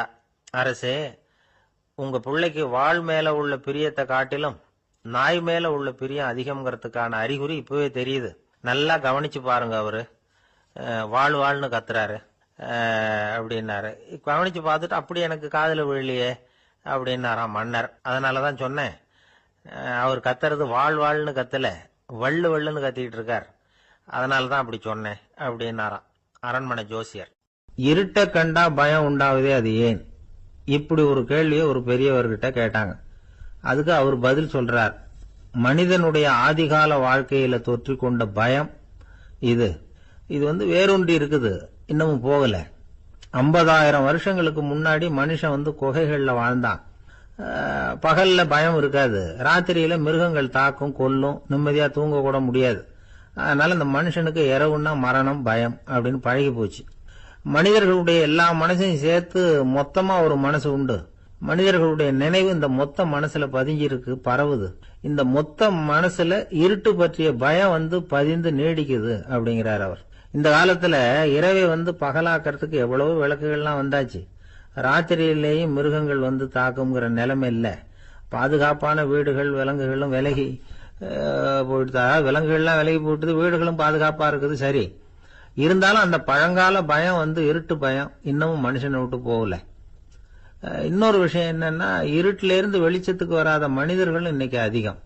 ஒரு ஆளு ஆத்துக்கு மீன் பிடிக்கிறதுக்காக போனான், இன்னும் விடியல, அதுக்குள்ள வலையை எடுத்துட்டு கிளம்பி போயிட்டான். வெளிச்சம் வர்றதுக்கு முன்னாடியே போய் சேர்ந்துட்டான். விடியற வரைக்கும் என்ன பண்றது, சும்மா கரையிலேயே உட்காந்து காலாட்டிட்டு இருக்கிறான். காலில் ஏதோ ஒரு சின்ன மூட்டை தட்டுப்பட்டது. இருட்டுல அது என்னன்னு சரியா தெரியல. மூட்டைக்குள்ள சின்ன சின்ன கல்லா நிறைஞ்சி இருக்குது. சும்மா பொழுது போகணுமேங்கிறதுக்காக இவன் அந்த மூட்டைக்குள்ள இருந்து ஒவ்வொரு கல்லா எடுத்து ஆத்துல வீசிக்கிட்டு இருக்கிறான். விடியற வரைக்கும் வேற வேலை இல்லைங்கிறதுனால எப்படி செஞ்சுக்கிட்டே உட்காந்துருக்கிறான். கிழக்க மெதுவா வெளிச்சம் தெரிய ஆரம்பிச்சது. பொழுது விடியறதுக்கான அறிகுறி. இதுக்குள்ள அந்த மூட்டையில இருந்த எல்லா கல்லையும் எடுத்து வீசி எறிஞ்சுட்டான். கடைசியா ஒரே ஒரு கல்லு மட்டும்தான் கையில பாக்கி இருந்தது. வெளிச்சம் வந்ததும் அந்த கல்லை பார்த்தான், அப்படியே திகைச்சு போயிட்டான். அடடா, இது வரைக்கும் தெரியாம தப்பு பண்ணிட்டோமே அப்படின்னு நினைச்சான். ஏன் தெரியுமா, அவன் கையில இருந்தது வெறும் கல்லு இல்ல, விலை வசந்த ரத்தன கல்லு. அது இருட்டுல என்னன்னு புரியாததுனால மூட்டையில இருந்த எல்லா ரத்தன கல்லையும் ஆத்துல வீசி எறிஞ்சிருக்கிறான். இப்போ அவனுக்கு அழுகையே வந்துரும் போல இருந்தது. வாழ்க்கையை வசதி ஆக்கிக்கிறதுக்கான வாய்ப்பு அவனுக்கு இருந்தது. இருந்தாலும் இருட்டுல அதை இழந்துட்டான். அந்த வகையில அவனுக்கு கொஞ்சம் அதிர்ஷ்டம் இருந்திருக்குது. அதாவது ஏதோ ஒரு வகையில இருந்திருக்குது. அதனாலதான் அந்த கடைசி கல்ல எரியறதுக்குள்ள வெளிச்சம் வந்துட்டுது. பல பேருக்கு அந்த அளவு கூட அதிர்ஷ்டம் வர்றதில்ல. எல்லாத்தையும் வீசினதுக்கு அப்புறம் தான் வெளிச்சம் வரும். என்னன்னு விவரம் தெரியாமலே எழுந்திரிச்சு வந்துருவாங்க. வாழ்க்கைங்கிறது ஒரு பெரிய புதையல். அதை புரிஞ்சிக்காம மனுஷன் அதை வீசி எரிஞ்சுக்கிட்டு இருக்கான் அப்படிங்கிறது தான் பெரியவங்க கருத்து. சில பேருக்கு புரிஞ்சுக்கிற நேரம் வரும், அதுக்குள்ள வாழ்நாள்லாம் ஓடி போயிருக்கும். அதுக்கப்புறம் என்ன பண்றது? நம்மால் ஒருத்தன் கையில ஒரு சின்ன பையோட வந்துகிட்டு இருந்தான். பை உள்ள ஏகப்பட்ட நகைகள், ரத்தன கல் எல்லாம் இருக்கு. வந்துகிட்டு இருந்தவன் திடீர்னு அந்த பைய அப்படியே ஒரு குளத்துல வீசி எறிஞ்சுட்டான். மகான்கள் தான் இப்படி பற்று இல்லாம இருப்பாங்க. என்னங்க இது, விலை மதிப்புள்ள அந்த பைய இப்படி குளத்துல வீசி எறிஞ்சுட்டீங்களே, இதுக்கு என்ன அர்த்தம் அப்படின்னு கேட்டார் அவன் கூட வந்தவர். அவன் மெதுவா இவர் காதோட காதா சொல்றான், ஒரு போலீஸ்காரர் பின்னாடி வந்துகிட்டு இருக்கிறார், அவர் போனதுக்கு அப்புறம் இதை எடுத்துக்குவேன் அப்படிங்கிறான். அமெரிக்க ஜனாதிபதி ஆப்ரஹாம் லிங்கன் ஒரு நாள் தன்னோட கோச்சு வண்டியில தலைநகரான வாஷிங்டனுக்கு போயிட்டு இருக்கிறார். கோச்சு வண்டி ஒரு சாலையில போயிட்டு இருக்கு. அந்த சாலைக்கு ஒரு பக்கத்துல பயங்கரமான சதுப்பு நிலம். சதுப்பு நிலம்னா அது புதைகுழி, புதை மணல்ங்கிறோம்ல, அது மாதிரி. அந்த சதுப்பு நிலத்துல யாராவது மாட்டிக்கிட்டா அவ்வளவுதான், ஆளை கொஞ்சம் கொஞ்சமா உள்ள அமுக்கிவிடும். தப்பிச்சு கரையேறது கஷ்டம். அப்படிப்பட்ட நிலம் அது. ஆப்ரஹாம் லிங்கன் ஏதோ ஒரு முக்கியமான அரசாங்க வேலையா போயிட்டு திரும்பி வந்துகிட்டு இருக்கிறார். அதனால அந்த சமயத்துல அவர் விலை வசந்த ஆடைகளை அணிஞ்சிருக்கிறார். அப்படி அவர் அந்த கோச்சு வண்டியில வந்துகிட்டு இருக்கிறாரு. அந்த சமயத்துல ஒரு காட்சி அவர் கண்ணுல பட்டுட்டுது. என்ன தெரியுமா, ரோட்டுக்கு பக்கத்துல இருந்த சதுப்பு நிலத்துல ஒரு இளம் பன்றிக்குட்டி சிக்கிக்கிட்டு தவிச்சுக்கிட்டு இருக்குது. பரிதாபமா கத்திக்கிட்டு இருக்குது. அதை பார்த்தார் லிங்கன். அவருக்கு என்ன மாதிரி ஆயிட்டுது. உடனே வண்டியை நிறுத்த சொன்னார். கீழே இறங்கினார். தன்னோட விலை வசந்த ஆடைகளை பத்தி லட்சியம் பண்ணவே இல்லை. தனக்கே ஆபத்து வரலாம்ங்கிறத பத்தியும் கவலைப்படல. தான் ஒரு குடியரசுத் தலைவருங்கிறத பத்தியும் அவர் நினைச்சு பார்க்கல. நேரம் அந்த சதுப்பு நிலம் பக்கமா போனாரு. அந்த சேத்துல இறங்கி பன்றிக்குட்டியை காப்பாத்தி கரைக்கு கொண்டுட்டு வந்து சேர்த்துட்டார். அதுக்கப்புறம் நிம்மதியா கோச்சு வண்டியில ஏறி வெள்ள மாளிகைக்கு வந்து சேர்ந்தார். ட்ரெஸ், உடம்பு பூரா சேரு சகதி. பார்க்குறவங்களுக்கெல்லாம் ஆச்சரியமா போச்சு. அவங்களுக்கு ஒன்றும் புரியல. இவர் நேரா ட்ரெஸ்ஸு மாற்றிக்கிறதுக்காக போனார். கோச்சு வண்டி ஓட்டிகிட்டு வந்தவன் கிட்ட போய் எல்லாரும் கேட்டாங்க என்ன ஆச்சு அப்படின்னு. அவர் வர்ற வழியில் நடந்த விவரத்தை சொன்னார். ஆப்ரஹாம் லிங்கனுடைய இந்த இறக்க குணத்தை எல்லாரும் பாராட்டினாங்களாம், புகழ்ந்தாங்களாம். ஆனால் இதுக்கு லிங்கன் என்ன பதில் சொன்னார் தெரியுமா? தயவு பண்ணி இந்த புகழ்ச்சியான பேச்சையெல்லாம் ஒதுக்குங்க, அதெல்லாம் வேணாம். அந்த சின்ன பிராணி சகதியில் மாட்டிக்கிட்டு துடிச்சிக்கிட்டு இருந்தது, அதை பார்த்தேன். உடனே என்னுடைய இதயத்தில் ஒரு முள்ளு தைச்சது மாதிரி ஒரு உணர்வு. அந்த முள்ளை பிடுங்கி எறிஞ்சேன், அவ்வளவுதான். உண்மையில் அந்த பிராணிக்கு நான் உதவினேங்கிறத விட எனக்கு ஏற்பட்ட இன்னலை போக்கிட்டேன் அப்படிங்கிறது தான் உண்மை. அதுதான் பொருத்தம். அப்படி இருக்கிறப்போ இதில் புகழறதுக்கு என்ன இருக்குது அப்படின்னாராம் ஆப்ரஹாம் லிங்கன். எவ்வளவு யதார்த்தமான வார்த்தைகள் பாருங்க. இந்த காலத்தில் நம்மளையும் பல பேர் அப்படி உண்டு. நீச்சல் தெரியாத ஒரு ஆள் தண்ணியில் இறங்கிட்டான். தண்ணி ஆழம்ங்கிறது அப்புறமா தான் தெரிஞ்சுது. தத்தளிக்க ஆரம்பிச்சுட்டான். வாழ் வாழ்னு கத்துறான். கரையில் நின்றுட்டு இருந்த ஒருத்தர் இதை பார்த்தார். உடனே அவருக்கு இதயத்தில் முள்ளு தைச்சது மாதிரி ஒரு உணர்வு. உடனே குபீர்னு தண்ணியில் பாய்ஞ்சார். அவரை காப்பாற்றி கரைக்கு கொண்டுட்டு வந்து சேர்த்தார். இதை பார்த்துக்கிட்டு இருந்த இன்னொருத்தர் காப்பாற்றின அந்த ஆளை பாராட்டி புகழ்ந்தார். என்ன புகழாதீங்க சார் அப்படின்னார் அவர். ஏன்னு கேட்டார் இவர். நான் அந்த ஆளை ஏன் காப்பாற்றினேன் தெரியுமா? அவன் நேற்றுக்கு என்கிட்ட 300 ரூபா கடன் வாங்கியிருக்கிறான். இவன் தண்ணியில் போட்டான்னா நான் கொடுத்த கடனும் தண்ணியில் போடும். அதனால தான் விழுந்து காப்பாற்றினேன் அப்படின்னா அந்த ஆள். ஒரு காடு. அங்கே புத்தர் அவர் பாட்டுக்கு நடந்து போய்கிட்டே இருக்கிறார். அவருக்கு பின்னாடி ஒரு குரங்கு, அதுவும் தொடர்ந்து வந்துக்கிட்டே இருக்குது. புத்தர் திரும்பி பார்த்தார். குரங்கு அப்படியே குதிச்சு உயர எழும்பி ஒரு கிளையில் போய் உக்காந்துது. ஏன் இப்படி பண்ணுறேன்னு கேட்டார் புத்தர். என்னை சாதாரணமாக நினைக்க வேணாம், நான் மகாமந்தி. என்னால் எல்லாம் முடியும். முடியாதுங்கிற வார்த்தையே என்னுடைய அகராதியில் கிடையாது. என்ன வேணும்னாலும் செய்வேன் அப்படின்னுது. அப்படின்னா ஒரு பந்தயம் வச்சுக்கலாமான்னாரு இவர். ஓ வச்சுக்கலாமேன்னுது. வேற ஒன்றும் இல்லை, இப்போ நீ மேலே எழும்பி அந்த கிளையில் உட்காந்தது மாதிரி அங்கேருந்து தாவி என் உள்ளங்கையில் உட்காரணும், அவ்வளவுதான் அப்படின்னார். அப்படி உட்காந்துட்டா என்ன பரிசு அப்படின்னு கேட்டது அது. சொர்க்கத்தில் இருக்கிற மாமன்னன் மரகத சக்கரவர்த்தியை என்னோட இருக்கும்படியாக கூப்பிட்டுக்கிறேன். அந்த சமயத்தில் அவருடைய அரியணை அங்கே காலியாயிடும். நீ அதில் போய் உட்காந்துக்கலாம். பந்தயத்தில் தோத்துட்டா ஒரு கல்ப காலம் இந்த பூமியில் வாழ வேண்டியிருக்கும். அதுக்கு பிறகுதான் என்கிட்ட வர முடியும். என்ன சொல்ற அப்படின்னார். குரங்குக்கு தாவறது ஒரு பெரிய காரியமா? இது எனக்கு ரொம்ப சாதாரண விஷயம். என்ன இப்பவே தாவட்டுமா அப்படின்னுது. சரின்னு சொல்லி உள்ளங்கையை நீட்டினார். அவருடைய கை தாமரை இலை அளவுக்கு அப்படியே விரிஞ்சுது. குரங்கு சௌரியமா உட்கார்றதுக்காக. குரங்கு தாவறதுக்கு தயாராச்சு. அதுக்கு முன்னாடி ஒரு சின்ன யோசனை அதுக்கு. இந்த கிளையிலிருந்து அந்த கைக்கு தாவறது எனக்கு ரொம்ப அற்பமான ஒரு வேலை. இது ரொம்ப சாதாரணம். என்னுடைய கௌரவத்துக்கு இது சரியா இருக்காது. அதனால நான் என்ன பண்ண போறேன்னா, இங்கேருந்து கிளையிலிருந்து அப்படியே உயர எழும்ப போறேன். எழும்பி மேல் உலகம் போய் அங்க ஒரு சுத்தி விட்டு அதுக்கப்புறம் அங்கேருந்து நேரா இந்த கையில உட்கார போறேன் அப்படின்னு நினைச்சது. என்ன யோசிக்கிற அப்படின்னார் புத்தர். ஒண்ணும் இல்லை, இந்த பாயிரம் பார் அப்படின்னு சொல்லி தாவி உயர போயிட்டுது. கொஞ்ச நேரத்தில் வான உலகத்துக்கே போய் சேர்ந்துட்டுது. அங்க போய் பார்த்தா அங்க ஒரு 5 பளிங்கு தூண்கள் இளம் சிவப்பு நிறத்துல நின்றுட்டு இருக்குது. குரங்கு நினைச்சுக்கிட்டது, புத்தர்கிட்ட போய் இந்த பளிங்கு தூண்களை பார்த்தோம்னு சொன்னா அப்படியே திகைச்சு போயிடுவார். இந்த தூண்ல ஏதாவது அடையாளம் செஞ்சுட்டு போகணும் அப்படின்னு அந்த இடத்துல மிதந்துகிட்டே நினைச்சுது. உடனே ஒரு தூணில் எழுதிச்சு. என்ன எழுதிச்சுன்னா, ஒரு மகா ஞானி இங்க வந்துட்டு போறார் அப்படின்னு எழுதிச்சு. எழுதிவிட்டு அப்படியே கீழே தாவி புத்தரோட உள்ளங்கையில் உட்காந்துது. எப்படி பார்த்தீங்களா என்னுடைய வேலை? வான உலகத்துக்கே போய் அங்கே இருக்கிற 5 பளிங்கு தூண்களை பார்த்துட்டு அதில் நான் வந்த விவரத்தை எழுதி வச்சுட்டு அதுக்கப்புறம் இங்கே வந்திருக்கிறேன் அப்படின்னுது ரொம்ப பெருமையா. அப்படியா அப்படின்னார் புத்தர். ஆமாம், சந்தேகமாக இருந்தால் வாங்க அழைச்சிட்டு போய் காட்டுறேன் அப்படின்னுது அந்த குரங்கு. அதுக்கு தேவையில்லை, அப்படியே கொஞ்சம் கீழே குனிஞ்சு பார் தெரியும் அப்படின்னார் புத்தர். அங்கே பார்த்தா புத்தரோட உள்ளங்கை தெரிஞ்சுது. நல்லா உத்து பார்த்துது. அவரோட ஒரு விரல்ல அது எழுதிய வாசகம் தெரிஞ்சுது. குரங்கு யோசனை பண்ணிச்சு, அப்படின்னா வானத்தில் நான் பார்த்தது புத்தரோட விரல்களா அப்படின்னு யோசிச்சுது. இதை புரிஞ்சுக்கிட்ட உடனே அந்த குரங்கோட கர்வம் அழிஞ்சு போச்சான். நம்ம மனசு தான் இந்த குரங்கு. மனம்ங்கிறதும் ஆணவம்ங்கிறதும் ஒரு நாணயத்தின் 2 பக்கங்கள். மனம் உள்ளவரை ஆணவமும் இருக்கும். மனம் அழிஞ்சாதான் ஆணவம் அழியும். மனம் அழிய வேண்டும் அப்படின்னு பெரியவங்க சொல்றது இந்த அர்த்தத்தில் தான். நம்ம ஆளுங்க சவால் விடுறதெல்லாம் வேற மாதிரி. ஒருத்தன் ஒரு வாய்க்காலை தாண்டுறேன்னு பந்தயம் கட்டி தாண்ட முடியாம வாய்க்காலில் விழுந்து காலை உடைச்சிக்கிட்டு கட்டு போட்டுக்கிட்டு வந்தான். ஏண்டா அப்படின்னு கேட்டாங்க. நான் பந்தயம் கட்டின நேரம் சரியில்லை அப்படின்னா. எப்படிறான்னு கேட்டிருக்காங்க. வாய்க்காலில் தண்ணி இருக்கிற நேரமா பார்த்து பந்தயம் கட்டியிருக்கணும் அப்படின்னானா. அந்த ஆள் என்ன கண்ணா புண்ணான்னு திட்டிவிட்டான் சார். அதை நினைச்சா எனக்கு ரொம்ப வருத்தமா இருக்கு அப்படின்னு சொல்லி கவலைப்பட்டார் ஒருத்தர்.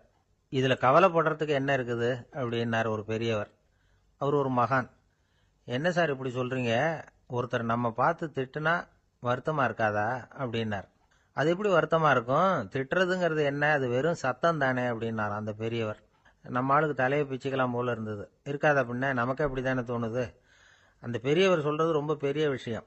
அதை நாம புரிஞ்சிக்க முயற்சி பண்ணலாம்னா நடைமுறை வாழ்க்கைக்கே அது ஒத்து வர்றது மாதிரி தெரிய மாட்டேங்குது. இருந்தாலும் அந்த பெரியவர் அதுக்கு என்னதான் விளக்கம் கொடுக்குறாருன்னு பார்ப்போமே. ஒரு ரயில் போயிட்டு இருக்கு. அதில் ஒரு சாது போயிட்டு இருக்கார். அந்த ரயில் அவர் ஹரித்வாரம் போயிட்டு இருக்கார். அவர் ரயிலில் ஏகப்பட்ட கூட்டம். நம்ம ஊர் ரயில் கேட்கவா வேணும்? டிக்கெட் வாங்கிட்டு கொஞ்சம் பேர், வாங்காத கொஞ்சம் பேர். அது என்னத்துக்கு அனாவசியமாக டிக்கெட் அப்படிங்கிற நினப்பில் பாதி பேர். இந்த கூட்டத்துக்கு மத்தியில் அந்த சாதுவும் போயிட்டு இருக்கிறார். உட்கார்றதுக்காக இருந்த இடத்துல ஒரு ஆள் படுத்திருக்கிறான். கொஞ்சம் முரட்டு ஆசாமி. அவன் காலு பக்கத்தில் கொஞ்சோண்டு இடம் பாக்கி இருந்தது. அந்த இடத்துல இந்த சாது உட்காந்துருந்தார். மெதுவாக உட்காந்துக்கிட்டார் போய். ஆனால் அந்த ஆள் ராத்திரி பூரா இவரை காலால் உதச்சிக்கிட்டே இருக்கிறான். அது இவருக்கு ரொம்ப அவமானமாக பட்டுது. அதனால் துக்கம் ஏற்பட்டது. இருந்தாலும் அதை ஒரு மாதிரியாக சகிச்சுக்கிட்டே இவர் வந்து சேர்ந்தார். பொழுது விடிஞ்சது. அந்த சாது ஹரித்வார் வந்து சேர்ந்தார். அங்கே ஒரு பெரிய ஞானியை சந்திச்சார். ராத்திரி ரயிலில் அந்த ஆள் உதைச்சதையும் அதனால் தனக்கு ஏற்பட்ட துக்கத்தையும் இந்த சாது அந்த ஞானிகிட்ட சொன்னார். சொல்லிவிட்டு, ஏன் சுவாமி, எனக்கு துக்கம் ஏற்பட்டதே, அது தப்பா அப்படின்னு கேட்டார். தவறுதான்னார் அந்த ஞானி. உனக்கு இன்னமும் தேக அபிமானம் போகலைங்கிறது தான் அது காட்டுது. அஷ்டாவக்கிரர் என்ன சொல்றார் தெரியுமா? உண்மையான ஞானி யாராவது தன்னை வந்தனை செய்தால் அதற்காக சந்தோஷப்பட மாட்டார், யாராவது நிந்தனை செய்தால் அதற்காக வருத்தப்பட மாட்டார் அப்படின்னு சொல்றார். நிந்தனைங்கிறது ஒரு ஒலி தான். தேகாபிமானம் இருக்கிற வரைக்கும் இந்த ஒலி நம்மளை வேதனைப்படுத்தும். நான் தேகம் இல்லை, ஆத்மா அப்படிங்கிற நினைவு இருந்தா இந்த ஒலி நம்மளை பாதிக்காது. மனு என்ன சொல்றார் தெரியுமா? ஒரு சாதகன் பாராட்டுதலை விஷம்னு நினைச்சு பயப்படணும், அவமானத்தை அமிர்தம்னு நினைச்சு சந்தோஷப்படணுங்கிறார். அவமானப்பட்டா கவலைப்படாமல் எப்படி இருக்க முடியும் அப்படின்னு தான் நமக்கு தோணும். அதனால தான் நம்மள யாரும் இதுக்கு உதாரணமாக யாரையும் காட்ட முடியல. புத்தரையும் கபீரையும் உதாரணமாக காட்டுறாங்க. அவங்களுக்கெல்லாம் அவமானம் ஏற்பட்டப்போ கவலையே படலையாம். புத்தரை அவமானப்படுத்தணுங்கிறதுக்காக கௌசாம்பி ராணி ஒரு இளம் பெண்ணை கொலை பண்ணி சடலத்தை புத்தர் குடிசைக்கு முன்னாடி போட சொன்னார். போட்டாங்க. புத்தர் தான் அந்த பொண்ணை கெடுத்து கொலை பண்ணிவிட்டாருன்னு எல்லாரும் நினைச்சாங்க. ஆனால் புத்தர் இதை பற்றி கவலையே படலை. அப்புறமா உண்மை தெரிஞ்சதும் புத்தர் புகழ் இன்னும் அதிகமாயிட்டது. ஒரு பெரிய சபையில் ஒரு மோசமான பொண்ணு நுழைஞ்சி தனக்கும் கபீருக்கும் சம்பந்தம் உண்டுன்னு சொன்னா. கபீர் கவலைப்படலை. அவங்க மாதிரியெல்லாம் நாமளும் இருக்க கற்றுக்கணும். நிந்தனை, அபகீர்த்தி, அவமானம் எல்லாம் ஆண்டவன் கொடுக்கிற பிரசாதம்னு நினைக்கணும் அப்படின்னு சொல்றார் அந்த ஞானி. இதை கேட்ட இந்த காலத்து ஆசாமி ஒருத்தர், நான் கூட அப்படிதான் சார், யாராவது அவமானப்படுத்தினா கவலைப்பட மாட்டேன். நேற்று கூட ஒருத்தர் என்ன பலார்னு அரைஞ்சுட்டார், நான் கொஞ்சம் கூட கவலைப்படலை, பேசாமல் வந்துட்டேன்னார். ஏன் அப்படி வந்துட்டீங்க அப்படின்னு. அவர் அரைஞ்சதுலேயும் ஒரு அர்த்தம் இருந்தது, அதனால தான் அப்படி வந்துட்டேன்னார். ஏன் அரைஞ்சாருன்னு கேட்டேன். 10 வருஷத்துக்கு முன்னாடி 15 ரூபா அவர்கிட்ட கடன் வாங்கினேன், அதை கேட்டு கேட்டு பார்த்துட்டு கடைசியாக தான் அரைஞ்சார் அப்படின்னார். ஆண்டவனுடைய பிரசாதம் இவருக்கு அடிக்கடி கிடைக்கும் போல இருக்கு. ஆசைப்படுறதுல தப்பு இல்லை, ஆனால் அந்த ஆசை தேவைக்கு தகுந்த மாதிரி இருக்கணும். தேவைக்கு மீறிய ஆசைகள் இருக்கு பாருங்க, அது தேவையில்லை. இந்த கருத்தை வலியுறுத்தது மாதிரி ஒரு கதை உண்டு. தேவேந்திரனுக்கு திடீர்னு வீடு கட்டணும்னு ஒரு ஆசை வந்துதான். வீடுன்னா நாம கட்டுற மாதிரி இல்லை. தேவேந்திரன் வீடுன்னா சும்மாவா?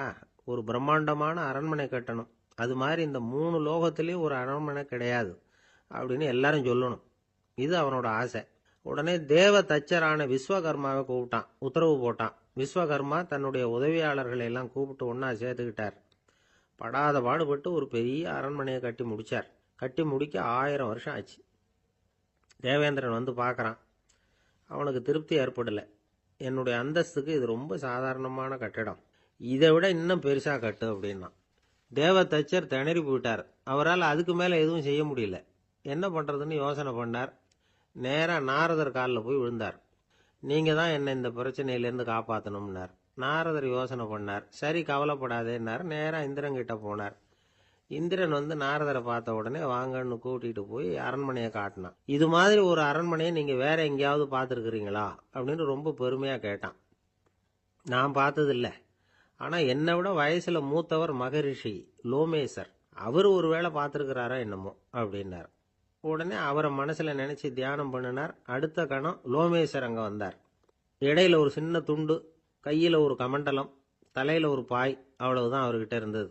எதுக்காக தலையில இந்த பாய் அப்படின்னு கேட்டான் இந்திரன். என்ன மாதிரி அற்ப ஆயுள் உள்ள ஒரு ஜீவன் தனியா வீடு கட்டிக்கிட்டு திண்டாடணுமா? இந்த பாய் தான் ஒரு வீடு மாதிரி எனக்கு நிழல் கொடுக்குது அப்படின்னார் அவர். என்னது, உங்களுக்கு அவ்வளவு கொஞ்சமான ஆயுளா அப்படின்னு ஆச்சரியத்தோட கேட்டான் இந்திரன். ஆமா, இதை பாரு, என்னுடைய மார்புல ஒரு பொற்காசு அளவுக்கு ரோமம் உதிர்ந்துட்டுது. எப்ப என் உடம்புல உள்ள எல்லா ரோமமும் உதிர்ந்துருமோ அப்ப என்னுடைய ஆயுள் முடியும் அப்படின்னார். எப்ப அந்த ரோமங்கள் பூரா உதிரும்னு கேட்டான் இவன். ஒரு பிரம்மா மறைஞ்சதும் ஒரு ரோமம் உதிரும். என் உடம்புல உள்ள ரோமங்களின் எண்ணிக்கை எவ்வளவோ அவ்வளவு பிரம்மாக்கள் தோன்றி அவங்க ஆயுள் முடியும் பொழுது என் உடம்புல உள்ள ரோமங்கள் பூரா உதிரும் அப்படின்னார். அப்படின்னா ஒரு பிரம்மாவோட ஆயுள் எவ்வளவு காலம்னு கேட்டான். ஒரு பிரம்மாவுக்கு 100 தேவ வருஷம். ஒவ்வொரு தேவ வருஷத்துக்கும் 365 தேவ நாள். ஒவ்வொரு தேவ நாள்லயும் ஒன்ன மாதிரி 14 இந்திரர்கள் தோன்றி மறைகிறாங்க அப்படின்னு மகரிஷி லோமேசர் சொல்றார். இதை கேட்டதும் இந்திரன் ஆடி போட்டான். அவ்வளவு ஆயுள் உள்ள இவரே அற்ப ஆயுள்னு சொல்றார். நான் என்னுடைய ஆயுளை பெருசா நினைச்சுக்கிட்டு பிரம்மாண்டமான அரண்மனை கட்டணும்னு ஆசைப்படுறேனே அப்படின்னு நினைச்சான்.